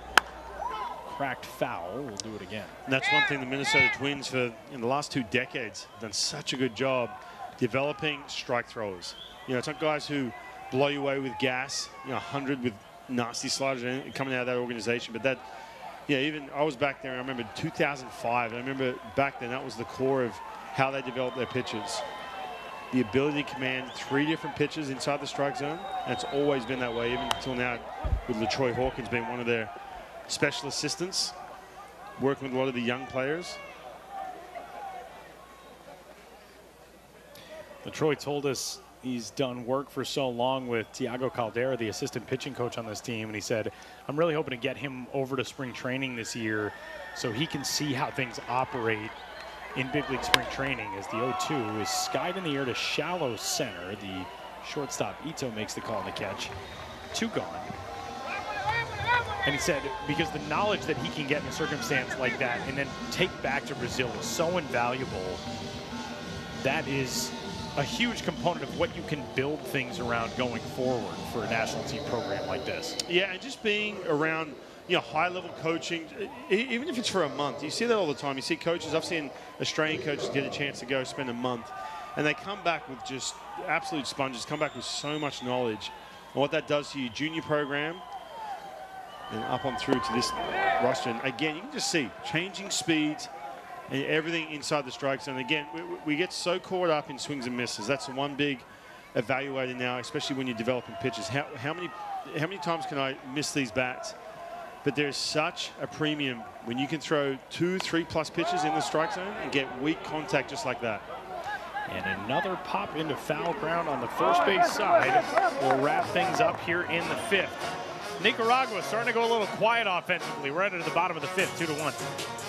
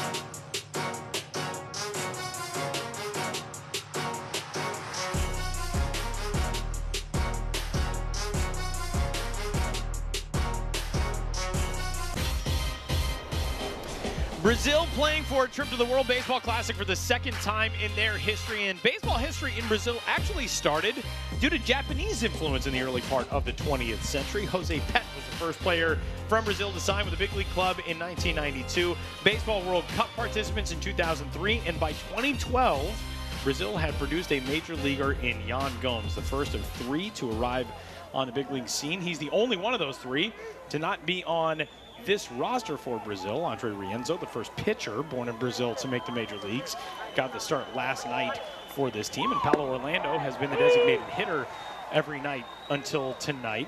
And as we get things started here in the bottom of the 5th inning, leadoff man for Brazil is Daniel Chibana, who's taken over in the 9 spot as the DH.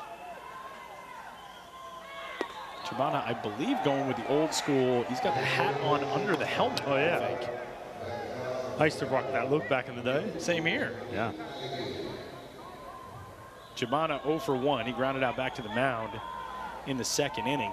You know, Ryan, we were talking about Brazil and building this national team program before the break, as a pop over to the left side will settle into the glove of Brandon Leighton, 1 up, 1 down.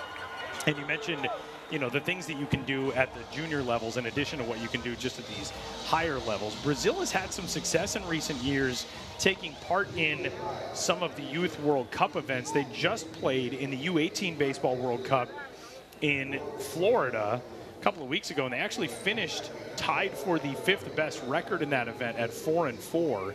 And you know, it's similar. We've got an event coming up on the Youth World Cup side, the U23 Baseball World Cup. Your country, Australia, in the first edition of that one made it all the way to the World Championship final. They lost to Japan, but they played for a championship in that one in 2016.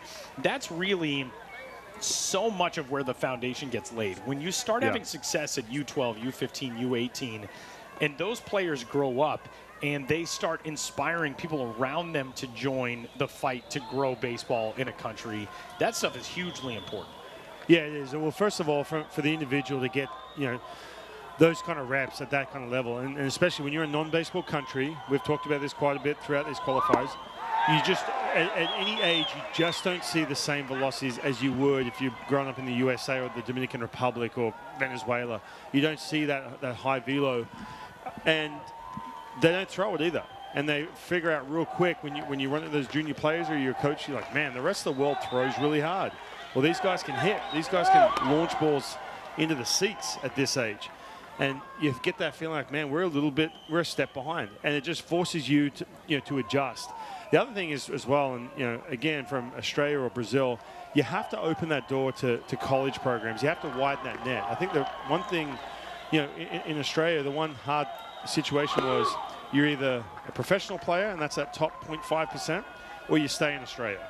And I think that the minute you can go maybe to a JUCO or a D2 or a smaller D1 program, or even some of the big, the big powerhouse programs around the country, first of all, it widens that net. So you get those extra reps and that chance to really develop. Because a lot of kids, when you think about it, 16, 17 years old, some guys just take longer to develop. 2-2. Maciel unable to hold up there. He's gone on strikes. We got a new third baseman in the game for Nicaragua. Benjamin Alegria has taken over a third. There's that changeup again coming to life these last couple innings. That usage has gone through the roof. He's got a good feel for that, especially the lefties.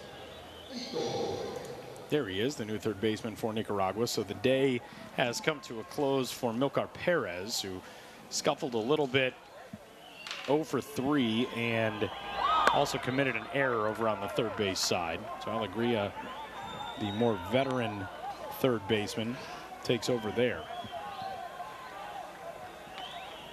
And we talked about that with Pakistan, with that roster, the fact that you've got young players who, even if they're players who primarily have played cricket, if you can start communicating to those players and their families like, hey, if you get good at this baseball thing, there are a lot of opportunities for you to go get an education out of it. Well, that was always a sell, for me going back to Australia, was just kind of showing how quote-unquote cool baseball players are and how, how much... Except you. Exactly. Don't look at me. Look at Mike Trout. Good one. I like it. But it's true, and I'm not knocking cricket whatsoever, but again, you mentioned it, the fact you can play all over the world, you can make a lot of money, you can get a D1 scholarship, all these different avenues there is to play baseball, and you try and sell that to a 12-year-old to get them away from some of these other sports, some of these good athletes.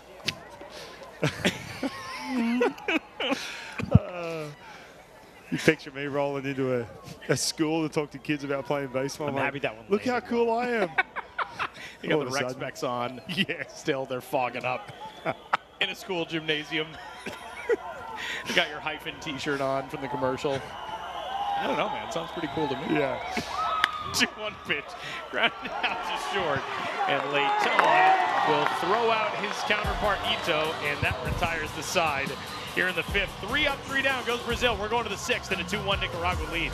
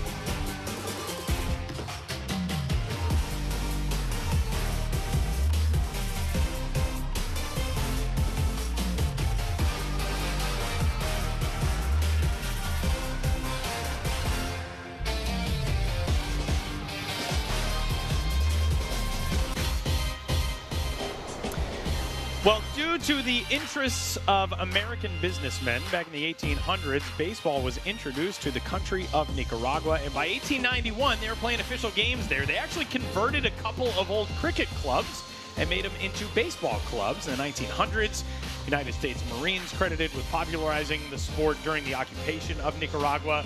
From 2013 to 2017, these two teams, or this team has played in the last two qualifiers. Now, that was at the end of last inning. Nicaragua got all together in front of that dugout on the first base side. And the other day, you and I were talking, and you said there are some times when you are pitching well as a starter, and you do kind of want to have that pep talk moment where you get everybody together and say, like, all right, well, let's get this going now. Yeah, and I mean, there's been moments, especially playing in this World Baseball Classic. I remember being in Tokyo, and you're playing against Team Japan, and you're down a couple runs, and you just kind of hit that, hit that flat spot where there's just nothing doing energy-wise. And this has been times where I haven't been pitched. I've been down the other end of the dugout, and you just want to pull everyone out, get them in the huddle like they're in Little League, like you see literally in every inning in Little League. And just kind of look each other in the eye and just break the mold a little bit. Yeah. Change the pattern that's going on. And I think for Nicaragua doing that, I mean, you think about it, it's a sixth inning right now, 2-1. It's kind of, this game's kind of flatlined a little bit in regards to offense.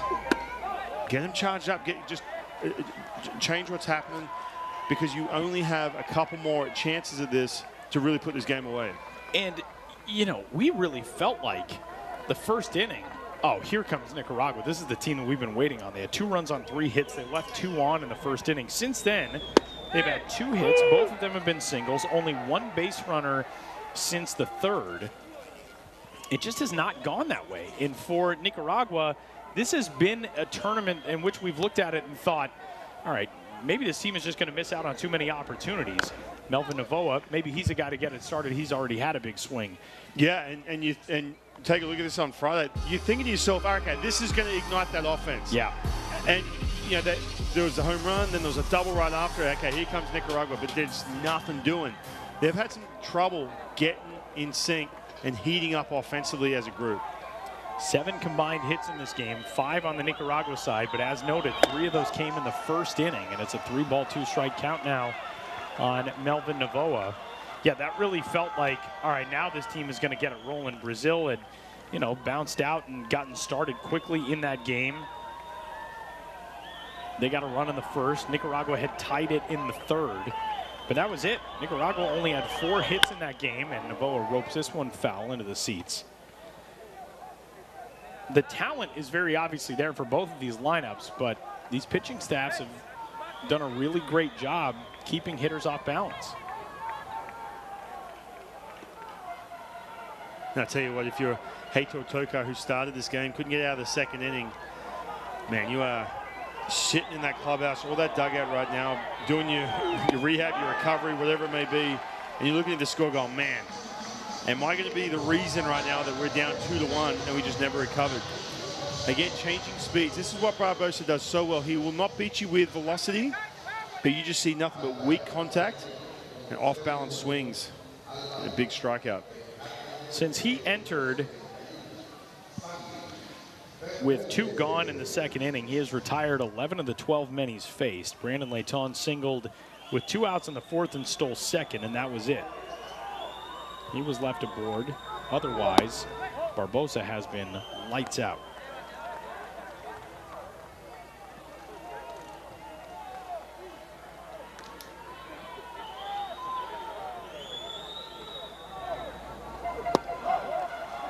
Two 2-0 on Bermudez.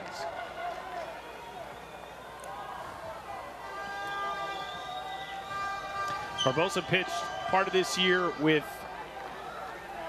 the rookie-level Arizona League Rockies and spent some time at Single-A Fresno as well. Just 1 game there, but he allowed 3 runs on 7 hits over 5 innings, struck out 3 and walked 1. Made his professional debut in 2019. And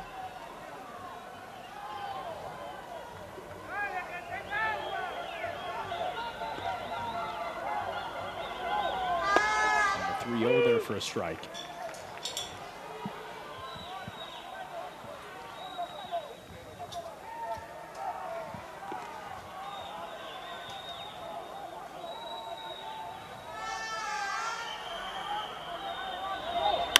3-1.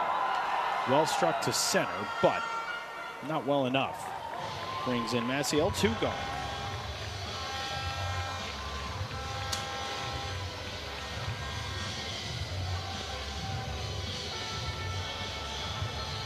And Steve Finley out of the third base dugout. Looked as though he was going to go out and get Barbosa, but then he traded places with LaTroy Hawkins, and Hawk and Tiago Caldera out for the visit with Barbosa.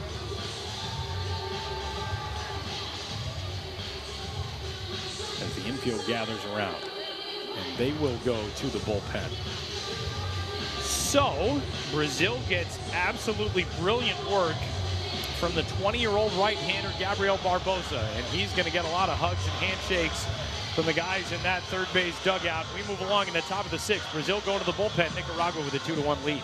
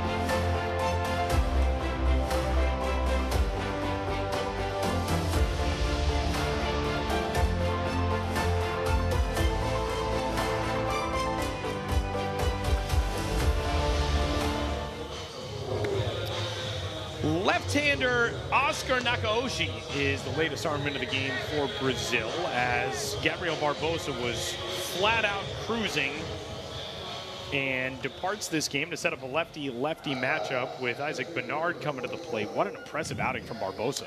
Yeah, it really was. He just steadied the ship. I mean, you got Heitor Toca, who started this game, just had nothing going, laboring, putting their team in that 2-run deficit, and all of a sudden, your boy Barbosa, he looks so good. And coming in with loaded bases with 2 outs when Nicaragua had some serious momentum. Yeah, trusting that to a 20-year-old gives you the idea of the confidence that this Brazil staff has in Barbosa, and he did his job for 4 innings in this game. A swing and a miss to make it 0-2 against Isaac Bernard. We saw Nakayoshi a couple nights ago against Nicaragua, 2 2/3, gave up a hit and strikeout. Bernard a walk to lead things off in the 2nd. He was stranded aboard at third base in that inning as Nicaragua left the bases loaded. Since then, they have only had 1 base runner.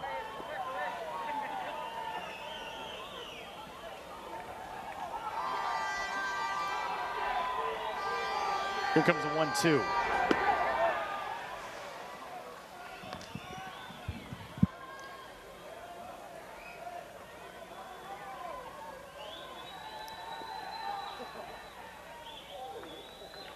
It's almost like the energy of this game has been so back and forth stressful that these fans don't really know what to do as of yet. 2-2.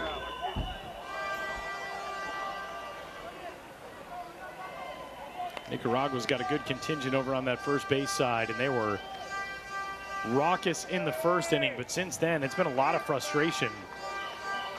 And for Brazil, just 2 hits in this game. They were able to bring in their first run without the benefit of a hit in the fourth to cut this to a one-run game. 2-2 pitch on the way to Bernard. 3 balls and 2 strikes. That one just missing. Molinari was set up outside, and it came back inside. Yeah, that was a mistake. He was trying to go down and away again. And he front doored that slider. Nakaoshi ready. 3-2 on the infield. Leonardo Reginato making the call and the catch, and that retires the side. Another inning down in order. We're having fun in Panama City as we head to the bottom of the 6th in a tight one. Nicaragua 2 and Brazil 1. This guy's going to challenge Ryan to a limbo contest postgame.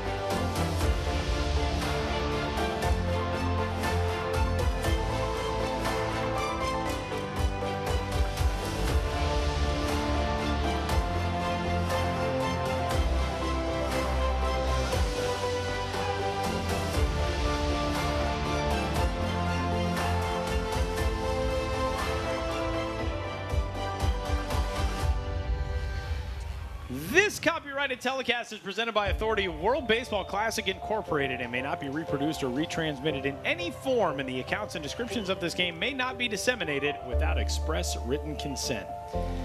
Back in Estadio Nacional, Rod Carew, as we head into the bottom of the 6th inning. The pitch count is becoming a factor on the mound for Osman Gutierrez, who has been outstanding through 5 innings, but as we head into the 6th, he is creeping up on that 85 pitch limit, as this one is number 77, but he may get an out on his first pitch of the 6th, as calling and making the grab is Cheslor Cuthbert, who made it interesting and has a laugh for his infield. 1 gone. You mentioned that pitch count. That definitely helps. Coming into the 6th, getting that 1 pitch, 1 out. You know, losing your footing, didn't lose the ball. 1 out. The other thing that's just so enjoyable about the World Baseball Classic is how much fun these guys have with each other. Obviously, it's a little more fun when you're the team in the lead, but this is a tense game, and for Cheslor Cuthbert to be able to at least share a laugh with Melvin Novoa there, this event is just so infectious with the love of this game that everybody out on that field has. Yeah, you mentioned sharing a laugh, and also, you know, sharing that pride too of your country. You know, Miguel Batista, I want to bring this up again. Back in Germany, we've had a chance to talk to him a couple times, but he made that quote, and I'll never forget it. He said, "These are rosters that money can't buy," and he was referring to Team USA, Dominican Republic, Venezuela. You're talking superstar on top of superstar in those rosters, which, again, if you're a major league organization, you, A, couldn't afford that, and 2, it's a situation where you can't buy what it brings to have all those players who share that common bond and represent their country the way they do. You know, it's the same way the Olympic basketball teams are assembled. You wouldn't have a roster with the guys who play for their countries and the women who play for their countries in Olympic basketball because there aren't enough touches for everybody. But when you're playing for your country, it's different than if you're playing for your job. And that's what makes the World Baseball Classic so much different. You mentioned all those countries, you know, Japan and Korea are the same way. And this is going to be an interesting roster construction process for Korea this year. Leonardo Reginato flares one into center. He's got his 8th hit of this qualifier, and he's on for the 3rd time tonight with a 1-out single in the 6th. Yeah, he has been raking. He's been hitting balls hard, and then he's been hitting balls where they ain't, just like this. They just need some support around him. The middle of this lineup was such a threat early on. It's gone a little cold at the moment besides Reginato. I'll say too, when it comes to offense as well, like, you construct these rosters, you don't get a whole lot of time to work with your team as a group. We know about the affiliated players are not allowed to play exhibitions before they step onto the World Baseball Classic field. So you have such a small window that you just hope that that offense is there. You hope that that offense is all hitting the stride at the same time. Pop-up first pitch left side. And Osman Gutierrez may very well get through this inning. And especially when you have games like this where all of a sudden you realize for Osman Gutierrez, you are just doing him favors. If you are going to come out swinging at pitches away from the middle of the plate and just allow him to get that weak contact and get deep in this game, because you know that bullpen in Nicaragua, we've seen it, it is good. It'll just match you up to death and finish this game off. Yeah, that was pitch number 81. Why you're not climbing in and trying to take at least a little bit to get Gutierrez out of this game is a bit surprising. And with 2 gone, here's Lucas Rojo. And you know what, too? You know, look, hitting is tough, as we all know. But there's certain things you can control when you're hitting. And one of those is some of that plate discipline. And a pop-up again. Foul ground, first base side. 3 pop-outs on the infield and masterful work from Osman Gutierrez. We are headed to the 7th. Nicaragua 2, Brazil 1.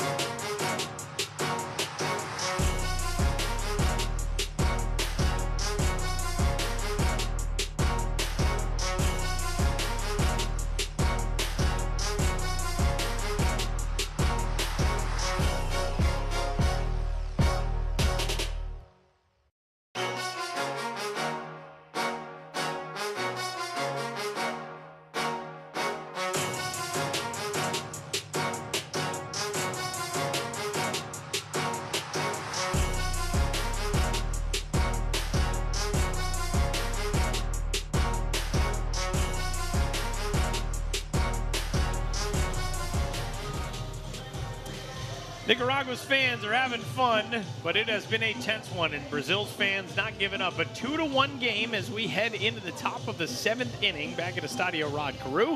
Alongside the former Major Leaguer and Team Australia pitcher Ryan Rowland-Smith, my name is Tyler Vaughn. Sandro Guido trying to get his guys across the line as Nicaragua got a 2-0 lead in the top of the 1st inning. Brazil responded with 1 in the bottom of the 4th. And that is where this game stands as we head into the 7th. 9-1-2 for Nicaragua. Luis Monte Alto is the leadoff man. Nicaragua has had 1 hit since the 2nd. That was a 2-out single by Brandon Layton in the 4th. He was left aboard, 7 straight retired. 13 of the last 14. And first pitch swinging, a fly ball to shallow left field. And nobody makes the call or the catch. And Luis Monte Alto is safe at 2nd. What on earth? I mean, this ball was hanging up there for a long time, and those looks towards each other like, okay, who's got it, who's got it? And you can see right here, Martial has got way too far to run. This is a situation Tim Lopes has to take control and catch that ball. Yeah, Tim Lopes looked to be there in way more than enough time. And, I mean, that ball was almost straight away left field. It's not as though that was something directly into the alleyway that you would expect the center fielder to be making the call to take charge on. Yeah, and Tyler, we've talked about some of the things that these teams are not doing that keep in their driver's seat. For example, Sandro Guito, you can see him walking back and forth. He's animated because he does it as 2-1 lead. He's starting to get some of that energy in the dugout. But you think to yourself, first of all, Nicaragua haven't had a hit since, what, the 4th inning. And then haven't had a base runner. And then all of a sudden, Brazil have just gone flat offensively. So, man, you don't want this game figured out if you're going to get that World Baseball Classic based on things that you didn't do well. And that's a big, big part of this 7th inning right now. And especially such a head-scratching thing as well, as the leadoff base runner in scoring position now. And Sandro Guito hoping his guys can take advantage here in the top half of the 7th. I mean, that was as lazy a fly ball as it gets. And Luis Montealto ends up at second base on what goes as the 6th hit of the day for Nicaragua. And the first extra base hit since the RBI double by Dwight Britton all the way back in the top of the 1st. A foul at the plate there. Brandon Leighton, who had the last hit for Nicaragua prior to that double with his 2-out single in the 4th. I got to say, LaTroy Hawkins, again, talking to him how calm he is, no matter what. He talked about that last night. I'm telling you right now, he's doing a great job of staying calm after a play like that. It's so hard when you're pitching in this situation not to anchor on that moment. Because all of a sudden you get that weak fly ball with one pitch, and now in the back of your mind you get the thoughts swimming around your head like, man, there's no way I should be pitching with a runner on second right now. Ball and 2 strikes as Leighton continues to battle here. What a strange way for this inning to start. And for Nicaragua, I mean, we have talked throughout their run here in the qualifier of missed opportunities, and this is one you cannot afford to miss out on. You've got a leadoff base runner that you really shouldn't have out in scoring position and nobody out. You got to be able to cash this in if you're tonight's visiting team. And that one comes in tight, and it hits Brandon Leighton. The 3rd hit batsman of the night combined, and that continues to be a major theme, and it's 1st and 2nd with nobody out. This is a pretty good pitch, too, inner half of the plate. See how much that elbow is over the dish. Just taking off the elbow guard. He'll take that all day, especially when you're innings away from qualifying. So now an opportunity for Benjamin Alegria. In this circumstance, are you looking for that bunt? Oh, yeah, 100%. I think, you know, right now in this situation, if you're playing defense, there's nothing else going on in your head as to where do I go to get that out. It's important right now for Brazil. Priority number 1, get an out somewhere.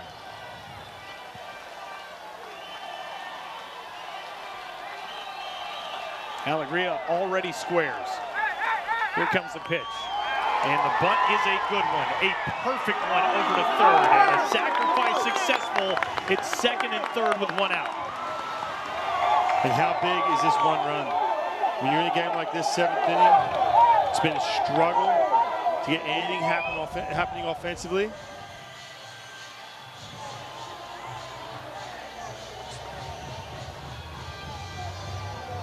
What a massive moment coming up here. And they are going to intentionally walk Cheslor Cuthbert.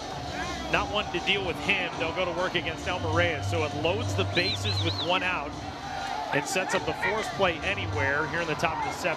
And this is the right play here to walk him. You got that open base. Obviously, it forces the runs to any base. The other part, the reason why you have the ability to do this is because Nakayoshi's he's a strike thrower. He's not a guy who's slipping behind in counts. He will throw strikes and force the action. You just have to get that weak contact or a swing and miss.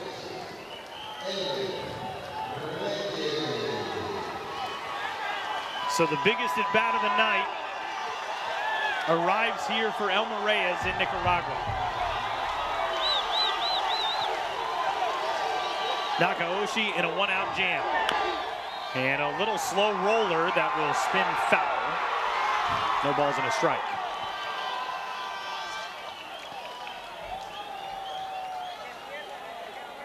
And this could have been a run right here. Look at that ball just kind of spin back on the field, then hit the lip of that grass.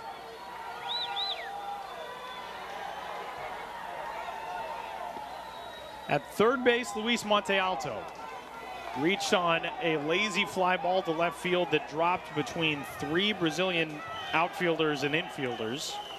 Second base, Brandon Leighton, who was hit by a pitch. Those two sacrificed into scoring position by Benjamin Alegria. And at first base, Chester Cuthbert after the intentional walk. I think if you're Nakayoshi in this at bat right now, you have to go into this each pitch knowing that you can get outside the strike zone. Reyes is going to be swinging the bat. 0-1 on the way to. And a bouncing ball out towards second. It's at the bag for one, and it's not in time, and the run scores. An insurance tally crosses for Nicaragua, and it is a 3-1 lead in the 7th. Well, he got that weak contact, just too slow of a roller, and just too much speed from Reyes up the line. They may challenge this. You can see the infielders looking and say, hey, check it out. Make sure you see if we can challenge this one. But, man, just enough to get that big insurance run. They will challenge this play. Looked pretty clear on our first replay that Reyes was safe at first, but we will get a look at this.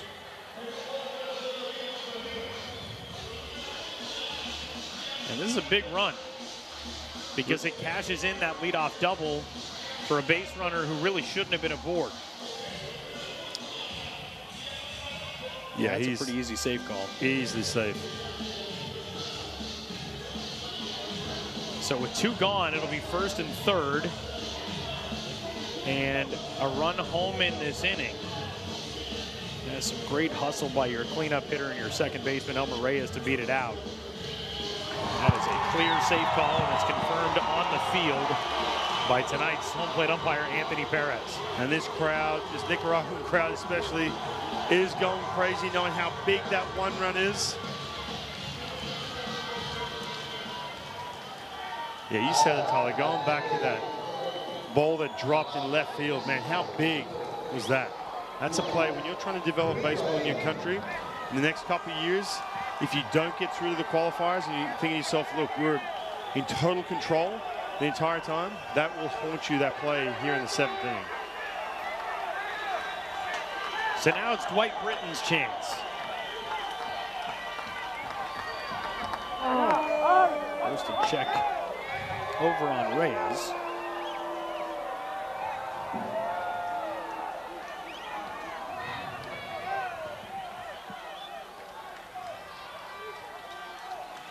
Britton doubled to drive in the second run of his team's 2-run first. Since then, a ground out to short and a foul out to first. And he bounces this one over to third. A tough play. The throw to second is in time to get the lead runner Reyes. That's a nice job by Leonardo Reginato on a difficult bouncing ball his direction. Nicaragua cashes in 1. Will it be enough? We're headed to the bottom of the 7th in a 3-1 game.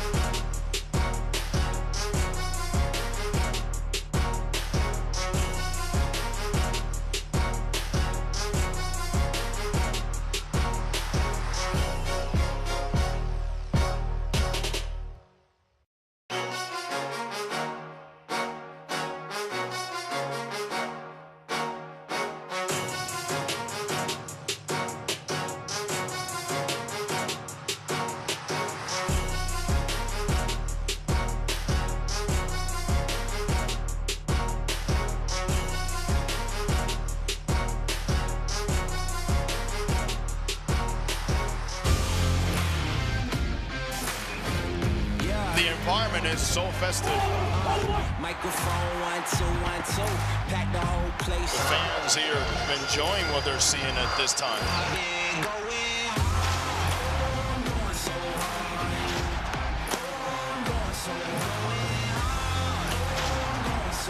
Marching to the World Baseball Classic.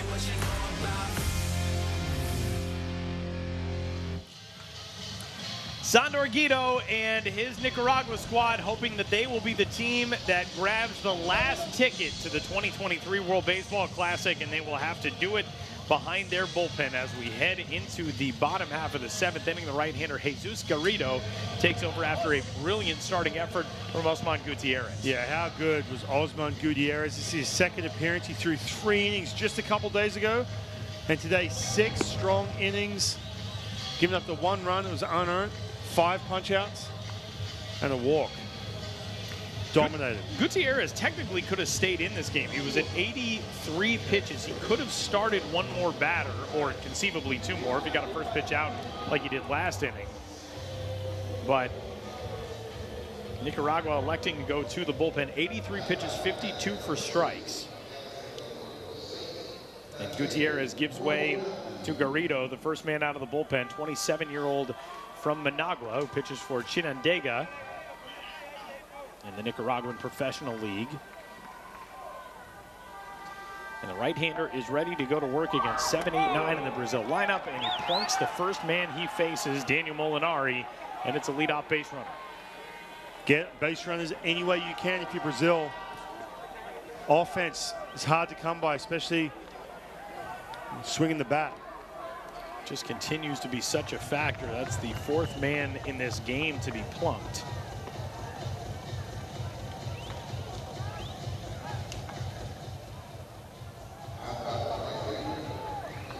Get back to that last inning too.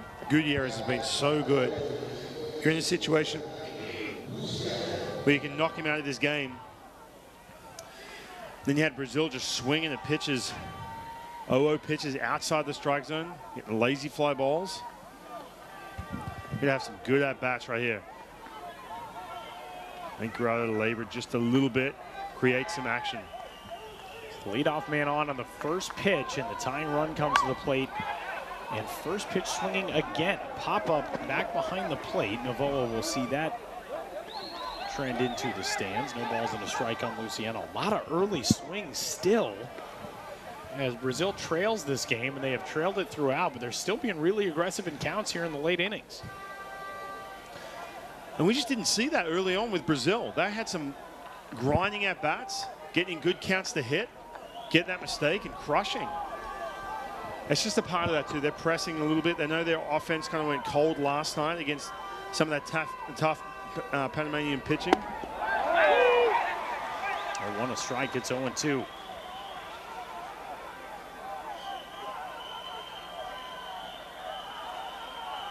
Luciano 0 for 2 out of the 8 spot.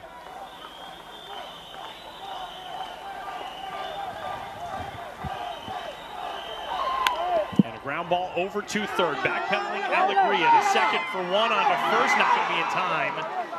But the leadoff out recorded. Molinari gone.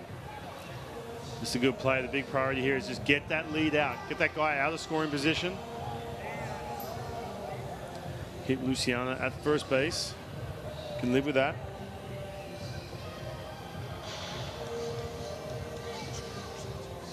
We'll get our first pinch hitter of the game for Brazil into the batter's box as Victor Mascai steps in place of Daniel Chibana, the designated hitter.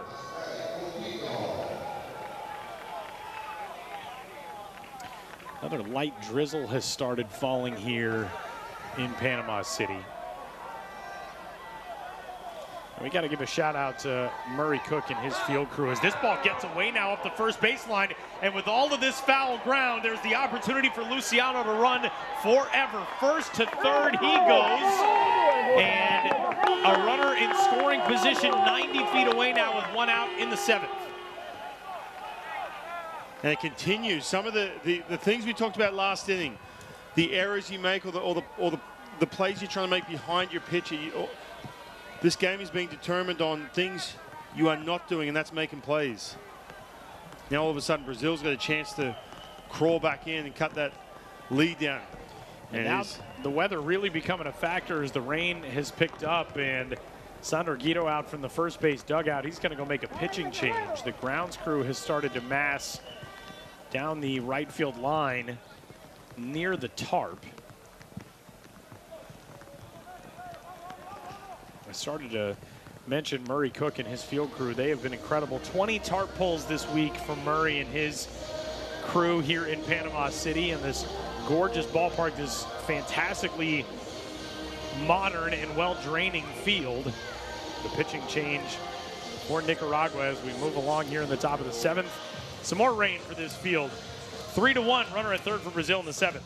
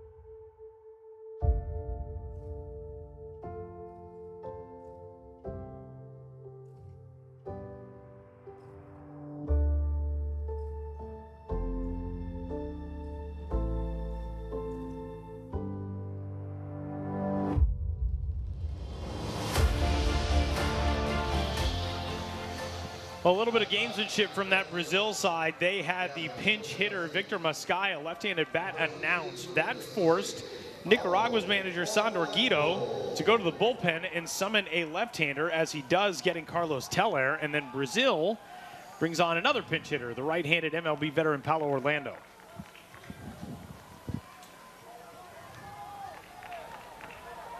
So a left-handed arm to face a veteran right-handed bat, with a runner at third in a 2-run game with the rain falling here in the 7th. First pitch to Orlando is high for ball 1.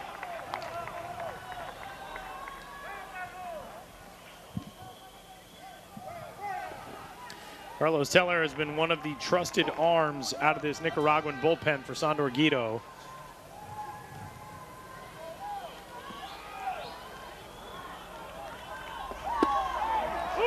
There for a strike. 2 games. He has only needed to record 2 outs, but he's done so 1 via strikeout. And having allowed just 1 hit.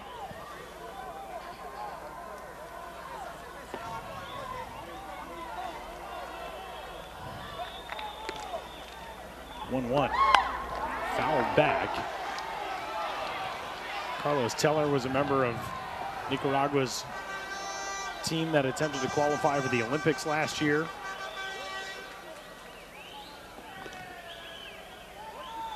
It's interesting looking at Paulo Orlando, the fact he wasn't in the lineup. Hit 9th in this lineup for Steve Finley, the veteran big leaguer. Kept out of it today. Tonight. Was in there last night. Trying to come up with that big hit. Here's the 1-2 to him, and he swings and can't get a piece, and he's gone on strikes for out number 2. And this is a huge strikeout. Runner on third with less than 2. You want to get that weak contact, but better yet, you want to get that swing and miss. Nothing doing. Now all of a sudden Brazil 2 out. Trying to strand that runner is Teller out here coming in.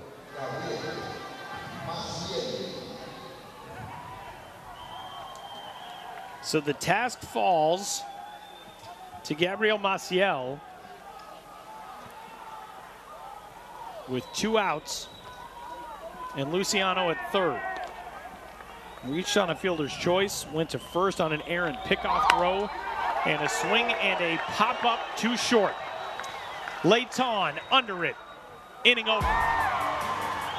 That thing nearly came out of the glove, but Leighton hangs on, and we are headed to the 8th, a 3-1 lead for Nicaragua in Panama City.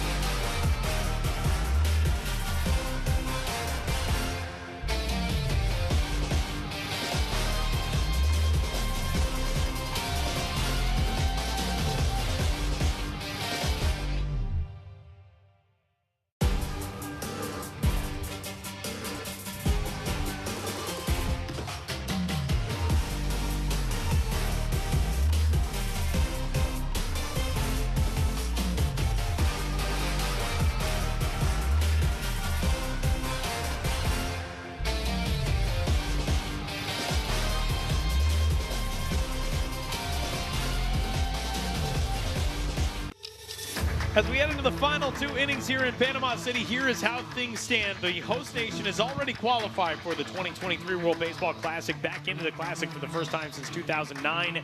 And only one spot remains for these 2 teams, Nicaragua and Brazil, with the loser going home and the winner moving on to the 2023 Classic. Back in the Estadio Rod Carew in Panama City alongside Ryan Roland Smith. My name is Tyler Maughan. We're swapping out the rosin bag as it has been raining for a little bit here. The rain is not overly heavy, but it's consistent. So getting a new rosin bag out there for the left-handed Brazilian reliever, Oscar Nakaoshi. A big congratulations to Panama qualifying last night. Back to the World Baseball Classic since 2009. Man, what a layoff for a talented team just like Panama. That celebration last night was so much fun to watch. And we actually saw some of the Panama players post-game, and they were enjoying the evening. They celebrated with the Federation president today at a team lunch, and they are off to the 2023 World Baseball Classic. Now, we don't know where these qualifying teams are heading yet, as Dwight Britton leads things off. And line to the left side, it's actually Melvin Novoa, and that one will get past Tim Lopes out and left. Extra bases for Novoa, who steams his way into second, a leadoff double in the 8th. Man, that ball was scorched. No chance Tim Lopes could cut that ball off. You can see the water coming off the grass too, as that trickled into the outfield. Nicaragua back in business. These bats starting to come alive again. Back-to-back leadoff doubles. And LaTroy Hawkins out of that third base dugout to go visit Oscar Nakaoshi. We'll see if that is the end of the day for Nakaoshi or not. It was Hawkins, the pitching coach, who made the last pitching change, and he will do the same here as they hand the ball off to Hawkins. And we are headed for a pause. Top of the 8th, 3-1 Nicaragua.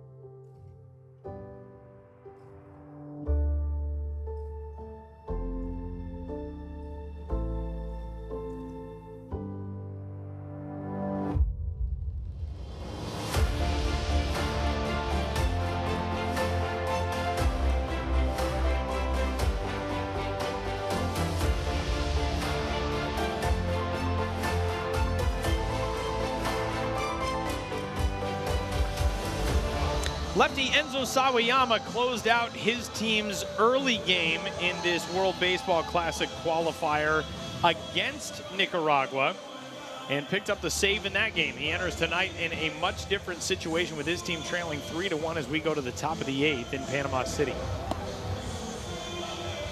Sawayama inheriting a runner at second after Melvin Navoa absolutely pummeled a double out to left. They got past Tim Lopes and clanked off the wall out there. One thing that is interesting about Brazil's baseball history, we noted in our country profile that Brazil actually received baseball from Japanese immigrants in the early 1900s. And you can tell that among the names on this roster, so many of these guys have Japanese family backgrounds, from Naoki Takano, Enzo Sawayama, Oscar Nakaoshi, who just departed this game, Igor Kimura. When baseball arrived in Brazil in the early 1900s, they were the population that really started to expand the game. Brazil is still home to the largest Japanese population outside of Japan, just under 2 million people. Wow. And back in the 1930s, they had to import bats from Japan because they couldn't make them in Brazil with any of the tree species that grew there. Some of the bats were too heavy, some broke too easily. They found that the guava tree was okay, but they imported a lot of bats from Japan. They've imported a lot of their baseball style from Japan, as well as the first pitch is up and in for ball one. In fact, there was an academy that was opened in Sao Paulo State in 2000, the CT Yakult Academy. And if you know anything about international baseball, one of the teams in Nippon Professional Baseball in Tokyo is owned by the Yakult Corporation. So there's a lot of that influence in Brazilian baseball. And for Enzo Sawayama, a guy who is pitching in some really big spots ahead of his age. He will not be 19 years old until next week, 10 days from now, actually, his 19th birthday. And a 2-0 count on the first man he faces, Sandy Bermudez.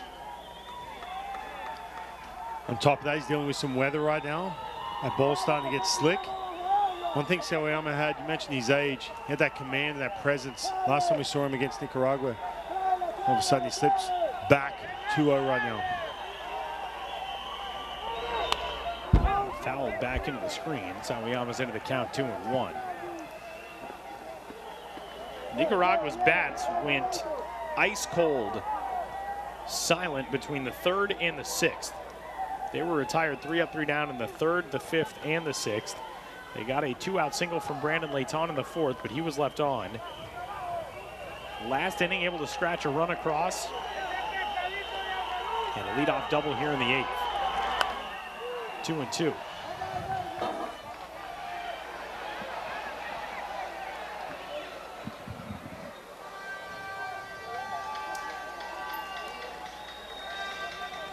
Three runs, 7 hits, 2 errors for Nicaragua. 1 run, 3 hits, no errors for Brazil.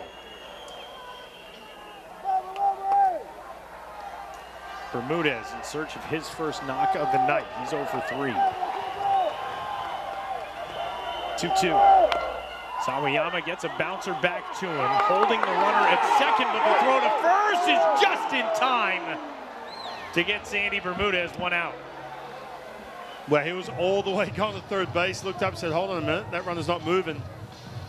Then able to switch gears, switch directions, get that ball, first base just in time. We talked about this too. When you are down, you need to get your team out of these innings. Have to get out, so that's priority number 1. You're going to take a look at this on a challenge. And we will see which way this call goes. Sandro Guido requesting the review.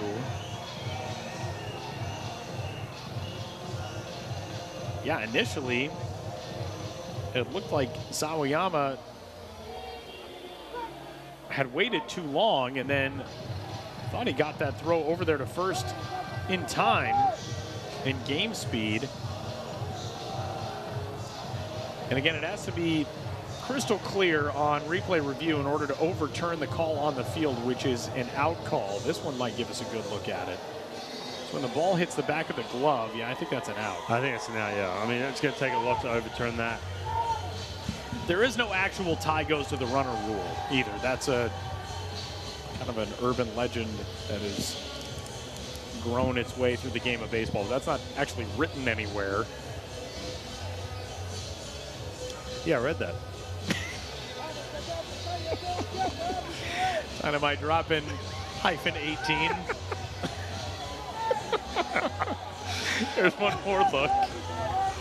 I would think that this will be an out call upheld at first base. Got the call from New York, and out is the call. So Sandy Bermudez is gone. That brings up Isaac Bernard, or will it? No, Bernard now walking back to the on-deck circle and into the dugout, and we are going to get a pinch hitter here in the person of Edgard Montiel.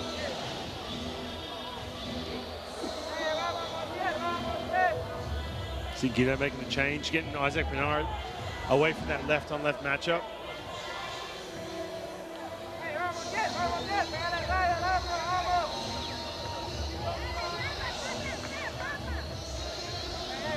I've only seen one at bat from Montiel so far. He's 0 for 1. It's been a whole lot of missed opportunities and stranded runners all night long here. This Brazil-Nicaragua matchup, just both teams go back to that first inning, jumping all over Heitor Toca. Besides that, there just hasn't been a whole lot generated here offensively. The rain seems to have stopped as we move along here in the top half of the 8th, and now we're getting a conversation at the mound between Daniel Molinari and Enzo Sawayama, and out from the first base dugout, Sandro Guido seems to want a word with our home plate umpire Anthony Perez.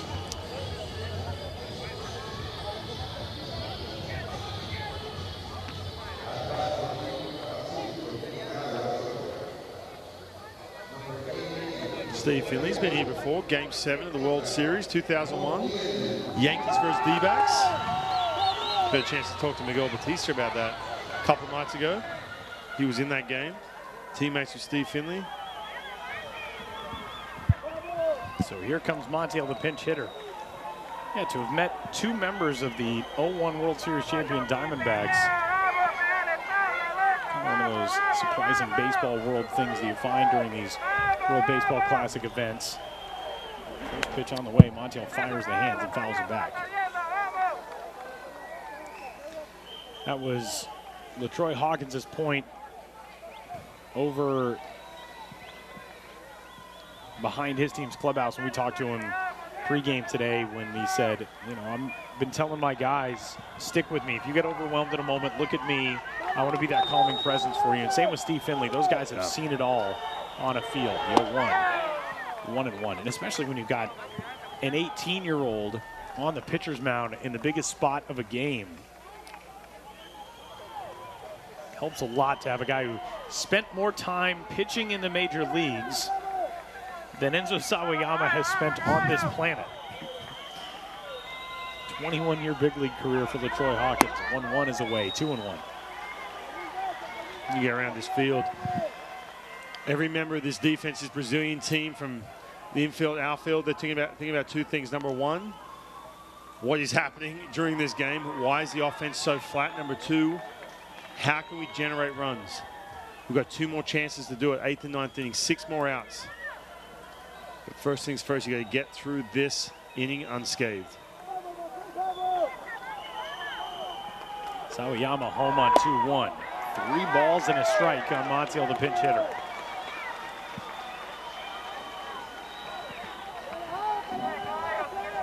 He just keeps looking in that dugout too, Sawayama. Picking up LaTroy Hawkins. It's kind of like routine.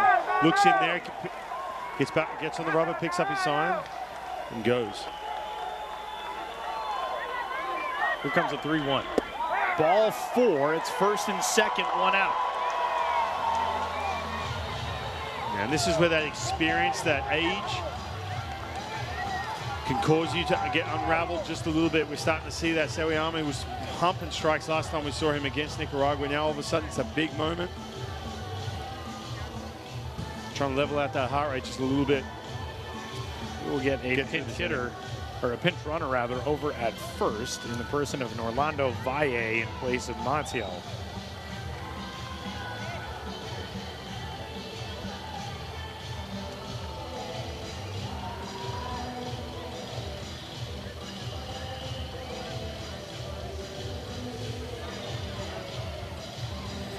So first and second now for the 9-hole hitter Luis Montealto, who reached on a fly ball to shallow left field to lead off last inning that nobody called and nobody caught. Tim Lopes and Gabriel Maciel came in from left and center field. Vitor Ito went out from short. The ball fell between the three of them.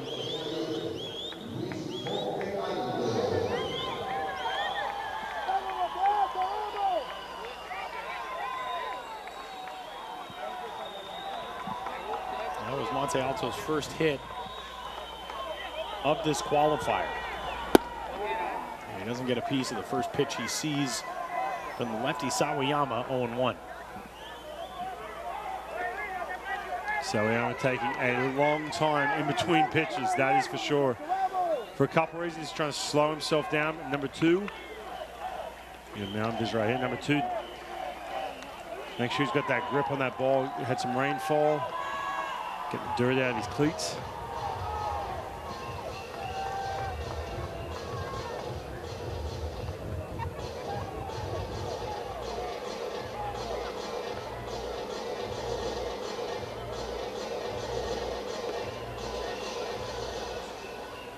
Two arms thrown in the Brazil bullpen down the left field line. Nicaragua's bullpen quiet at the moment, although there is a lefty walking into the dugout first base side. So we'll see how Nicaragua's manager Sandro Guido chooses to play things as we go to the bottom of the eighth. They're hoping for some insurance here in the top of eight. Here's the pitch. No balls and 2 strikes. It's a slider right there. So deliberate in between pitches. That's where that pitch clock comes in handy. We're going to see that next year in 2023. Some big moments. You mentioned how young this kid is.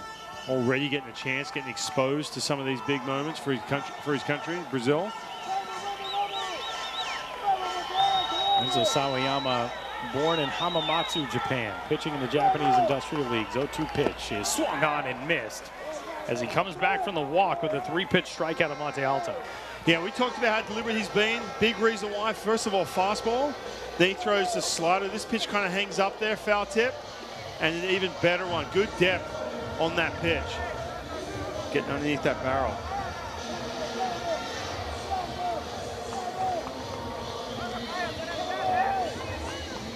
So 2 outs now. We'll go back to the top of the order.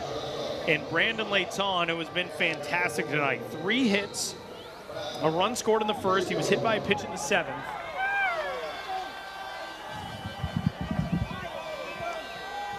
And trying to come through here to give his team perhaps a 3-run lead or more.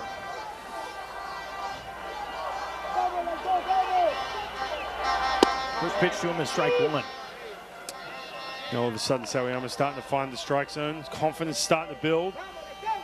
Out away from getting his team back in the dugout.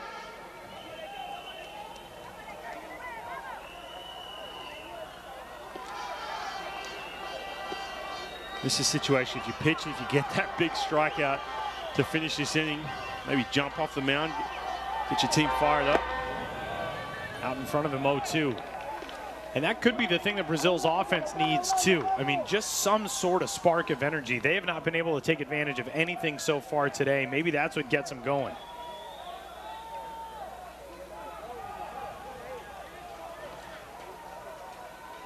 Yeah, you're not kidding. I mean, go back to that 4th inning when they scored that run.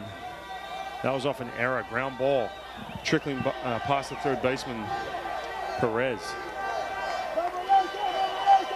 Here's the 0-2 from Sawayama. playable, perhaps, first base side, and nearly overrunning it. Christian Lopes is able to make the grab. He has made 4 catches, I believe, now in foul ground, and all 4 have ended innings. We will head to the bottom of the 8th. Nicaragua leaves a pair, but has a 2-run lead.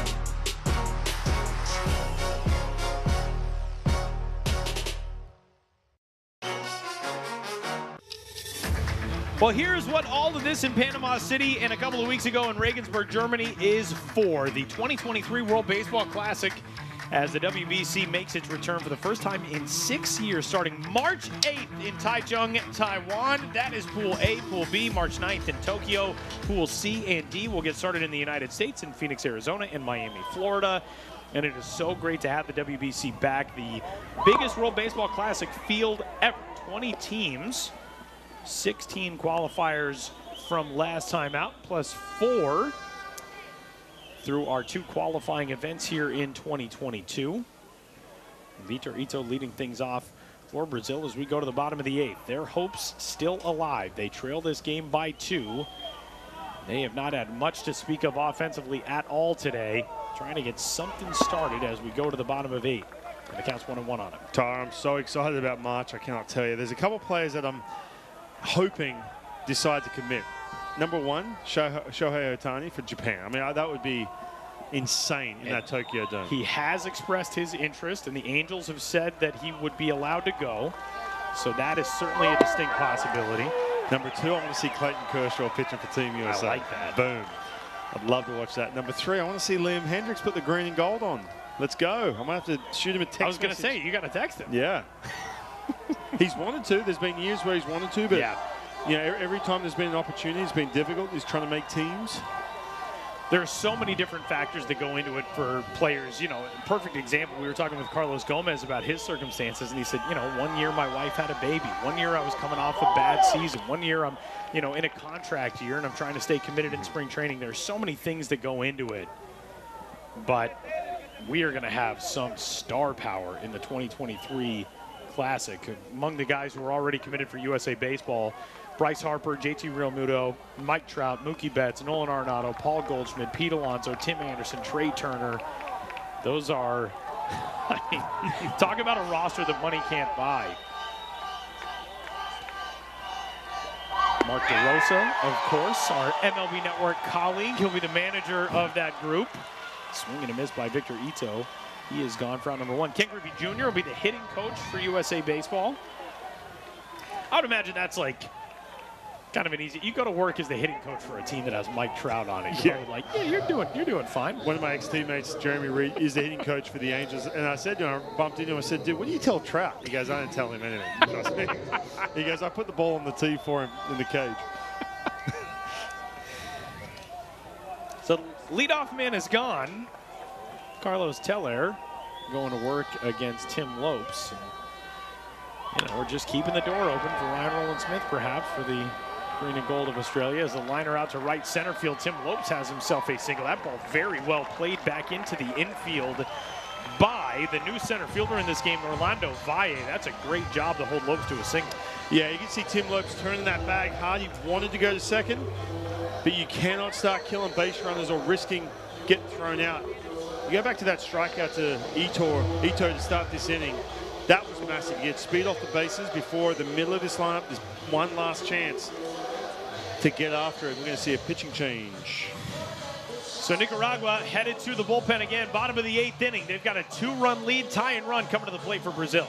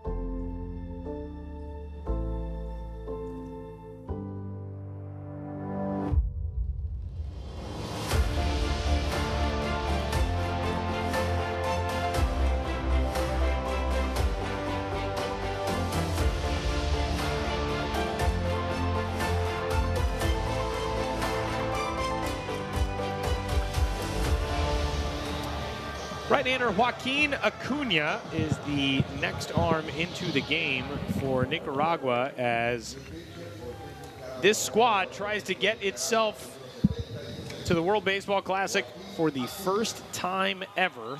And for Sandor Guido, all options on the table heading into the latter innings of this game. It's interesting to have watched that bullpen down the right field line and the numbers starting to dwindle down there. The more arms that come into the game, guys who were standing and throwing with the towels or getting warmed up and stretched, the numbers are thinning a little bit. 2 more arms throwing in the Nicaragua bullpen. And the first man into the batter's box to face Acuna is the guy who nobody's been able to figure out so far in this qualifier, and that's Leonardo Reginato. 8 for 12. Reginato with a single tonight in the first, another one in the 6th. He also walked and scored the game's only run for Brazil, and he takes ball 1. Keep an eye on Tim Lopes. There you know there's a really good chance one of these pitches in this at-bat, he's going to be taken off. You mentioned that bullpen from Nicaragua. That hasn't been an empty mound, I don't think, since the 3rd or 4th inning.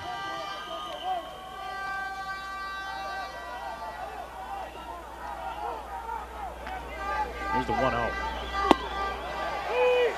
Buckled the knees there of Reginato, 1-1.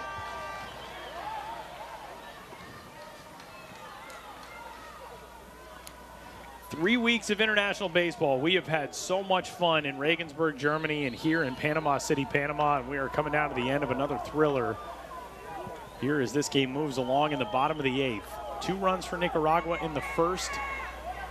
A run back for Brazil in the 4th. Nicaragua reclaimed that run in the 7th. And now a swing and a fly ball in the air to shallow center. A long run in for Orlando Valle. He won't get there. And now it bounces by him. Lopes cuts the bag. He'll dig his way back. And it's 1st and 2nd with 1 out. Valle was stationed so deep in center that it's yet another hit, the 9th of the qualifier for Reginato. And what a huge hit. Little bloop into center field. See Tim Lopes again just trying to stretch the action, but now I was going to say, as that ball went up in the air, you think to yourself, okay, that's a huge out for Reginaldo. Then all of a sudden you see the center fielder, Bernard Valle actually now has come in as the just charging in. All of a sudden you think, okay, Brazil's now going to be in business all of a sudden. We're going to get another visit to the mound. This is panic stations right here for Nicaragua. Jorge de Paula, the pitching coach, out for another visit to talk things over with Joaquin Acuna. Acuna out of Chontales in Nicaragua. That is his team in the Nicaraguan Professional League.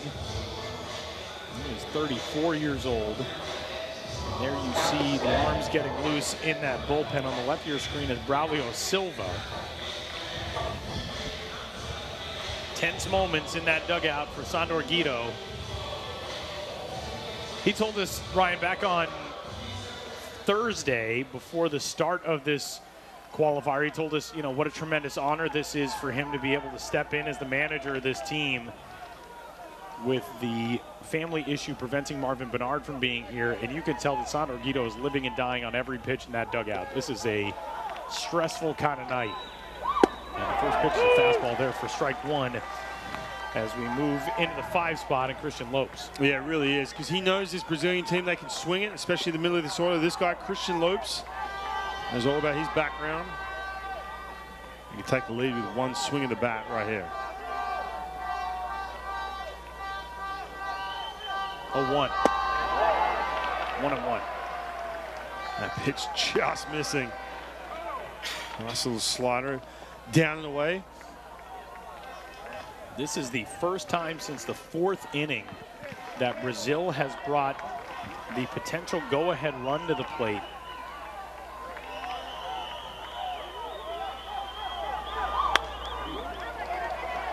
Actually did it once in the 6th, but not with a runner in scoring position. This is perhaps the best offensive threat of the night for this Brazil team since the 1st. They loaded the bases in the 1st inning and left them loaded. Since then, they've left combined the same amount of runners on, 3. 1 in the 4th, 1 in the 6th, 1 in the 7th. They got 2 aboard with 1 out here in the 8th. Yeah, if you're Christian Lopes, you talked about going ahead with 1 swing, but you just have to see a pitch up in the strike zone, not try and do too much. Moves that one back to the screen. Christian Lopes 0 for 2 tonight, hit by a pitch.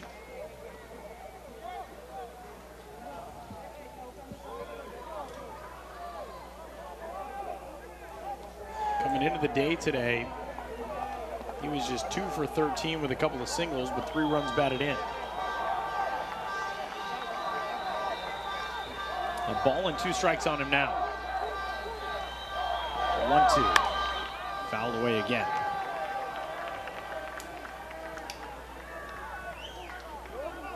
For being a 2-run game in the 8th inning, this game has not found a rhythm, it feels like. And even here in the 8th, the pitchers just seem as though they've never been comfortable, with the exception maybe of Barbosa, who was good over his 4 innings. But other than that, pitchers have really been struggling to find a groove. Yeah, it's been a grind trying to come up with pitch after pitch. 1-2, another foul ball. And just like that, too, there's been a lot of mistakes with 2 strikes. Acuna getting away with one right there from Christian Lopes.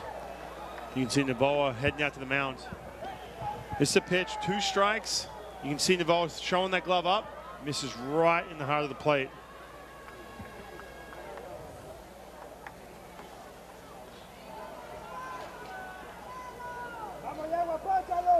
Still a ball and 2 strikes on Lopes.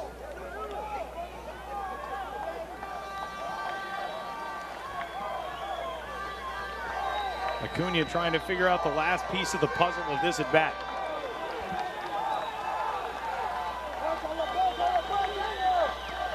One-two.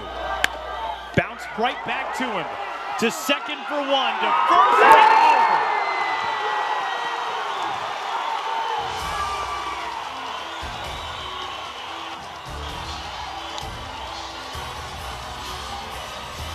Acuna does the job. We're going to the ninth. 3-1 Nicaragua out in front of Brazil in Panama City.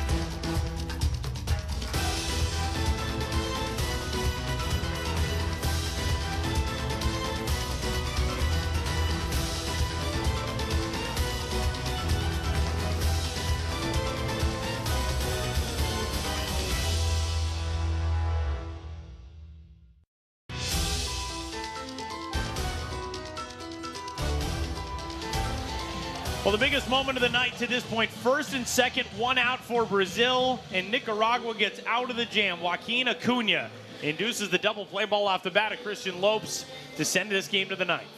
And what a moment right there for Acuna, getting away with a couple mistakes. He's got a huge power threat from Christian Lopes, who could literally go ahead with one swing of the bat. You can see this dugout is absolutely fired up. Tyler, you talked about neither of these teams really getting in a rhythm, especially on the pitching side of things. But you know what? You walk into the eighth inning, after the eighth inning, back in your dugout after that play, all is forgotten. Man, oh man. That is a monster spot to get that bouncer right back to the mound. And you could see that Christian Lopes, as soon as that came off his bat, he was pretty frustrated and knew he was going to have to bust it to try to get up the line and beat it out, and just no chance with how sharply hit that was right back to Acuna. So Joaquin Acuna doing the job. We'll see if he gets the ninth or if Nicaragua makes another move to the bullpen.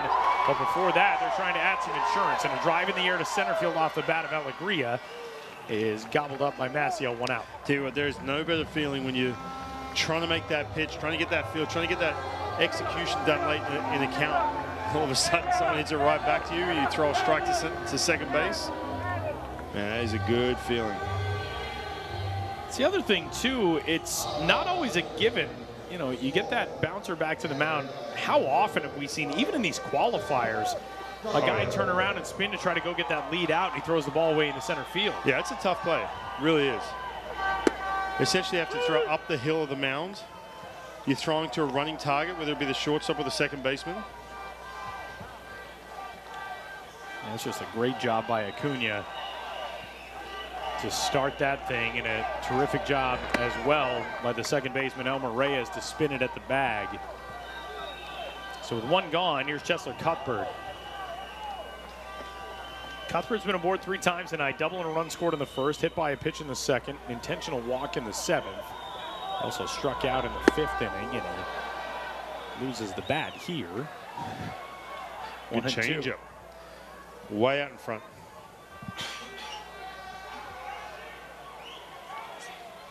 You lose it all the way down the line here. It's like you got to run for a day to go grab it with all the foul ground. These are tense moments for these managers. Sandor Guido on the left of your screen, the pilot of this Nicaragua squad. And on the right side, Steve Finley, who's been involved in Brazilian baseball for nearly a decade now. The longtime big leaguer. Finished his playing career in 2007. The 1-2 pitch is swung on and missed, and down goes Cuthbert. Another good change up. An 18-year-old facing a former big leaguer, someone who was an established major leaguer for the Kansas City Royals, 2016. Good pitch. So with 2 outs, Enzo Sawayama will go to work against Elmer Reyes as Nicaragua tries to keep this thing alive offensively in the pursuit of some insurance. 3 runs on 7 hits for this Nicaragua team. They went silent from the 3rd through the 6th innings, but they brought a run across in the 7th to give them a slight bit more breathing room. 0-1 on the way to Reyes. 0-2.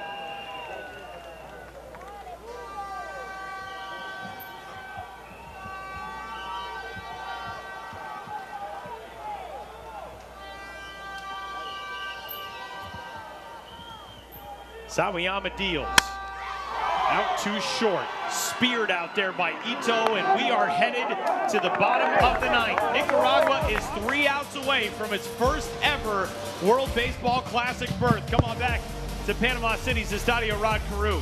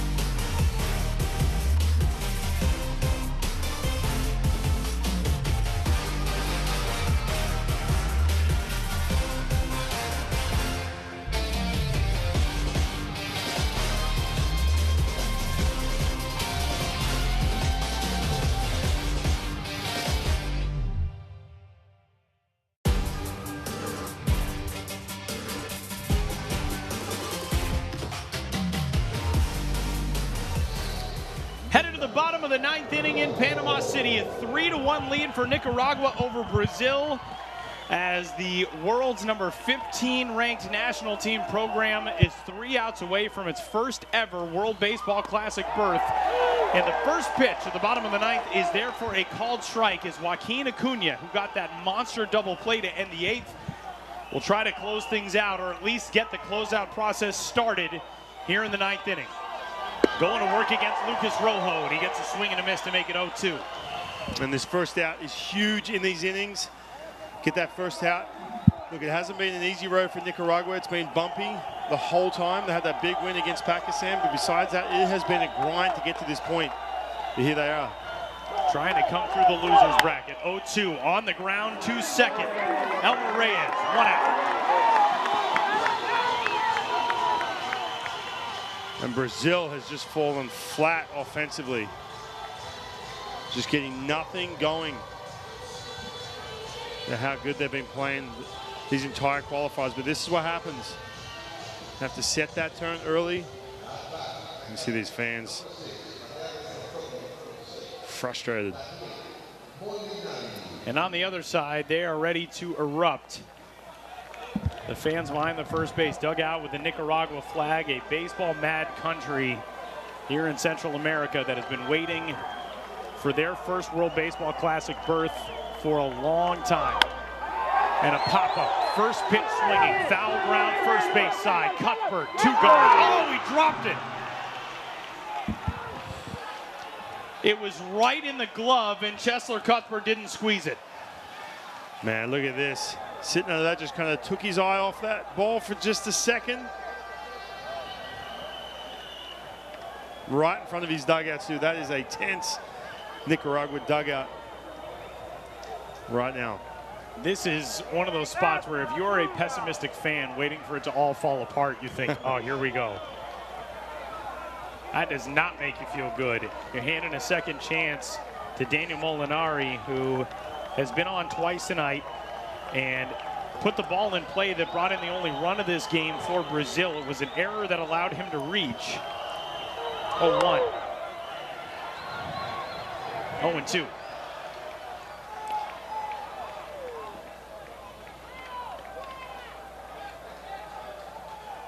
Acuna trying to erase that miscue.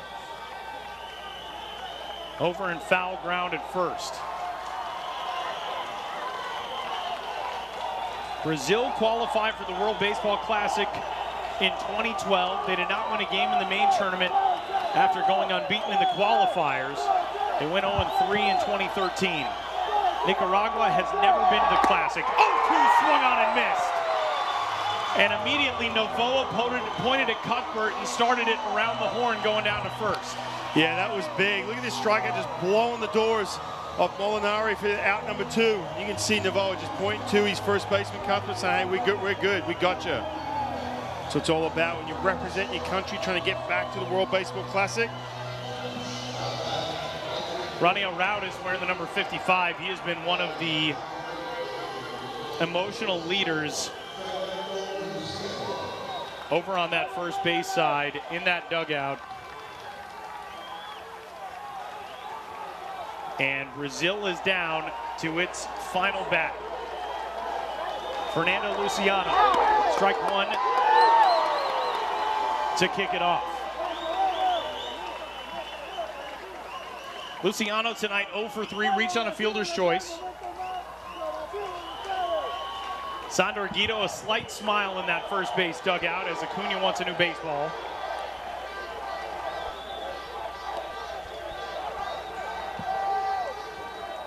Nicaragua was 0-2 in its 2013 qualifier appearance. They went 2-2 for the 2017 qualifiers, but they didn't make it through to the Classic. They are 1 out away from doing so here in Panama. 1 ball and 2 strikes. They're 1 strike away now.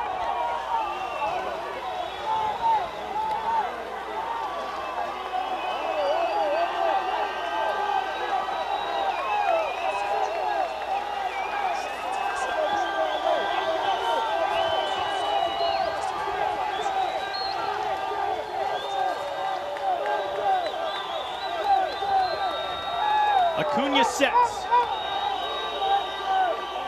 1-2. Flared out into right. Backpedaling Bermudez, and Nicaragua for the first time is headed to the World Baseball Classic.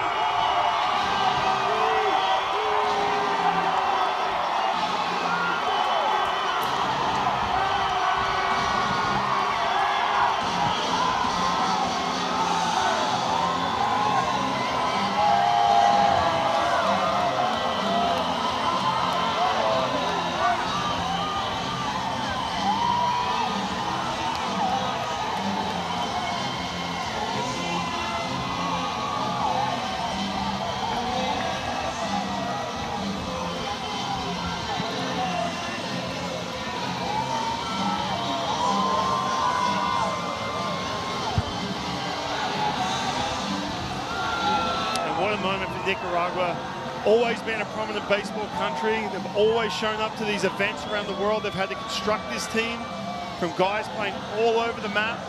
And here they are for the first time headed to the biggest stage in March in the World Baseball Classic. You know, this team overcame the loss of its manager to a family issue really just hours before the start of this World Baseball Classic qualifier. And you see Sandor Guido there in front of his team in the pullover wearing the green sleeve. And I mean, what an accomplishment for a lifelong Nicaraguan baseball guy to be able to lead his team to this moment atop that mound here in Panama. And with this deafening fan base over on the first base side. What a moment for Nicaragua. Yeah, and that moment too, when that ball was caught, you look down at these fans, and they were absolutely in heaven. Seeing their guys head to the biggest stage.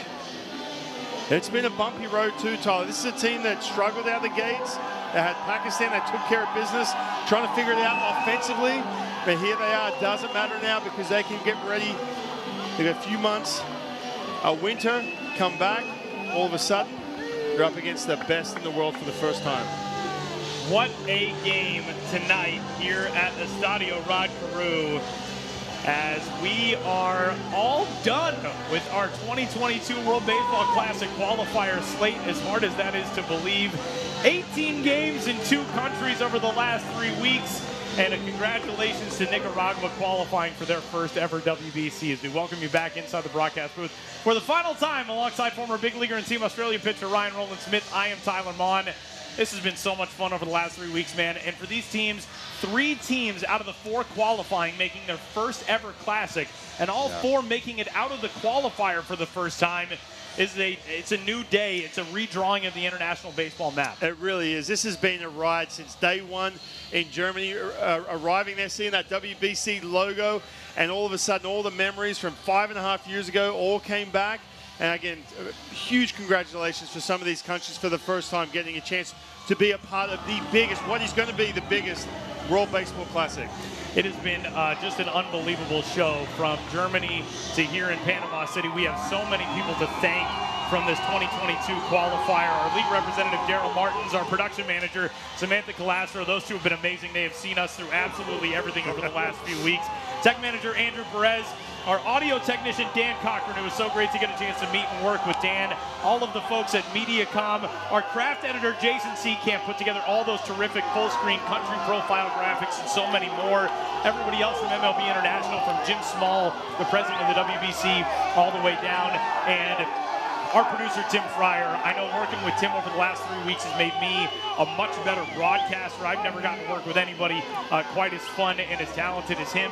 And as this dude, Ryan Rowland-Smith, the man to my left. We got a chance to meet for the first time in a big league ballpark in 2014. Who would have thought 8 years later we get a chance to be doing baseball around the globe, man? This has been outstanding. Yeah, I want to say a huge thank you to everyone. This has just been a team effort. They feel like family to me, this entire crew. And Tyler, like you said, man, it has been so much fun getting a chance to sit next to you and call these games. 18 games.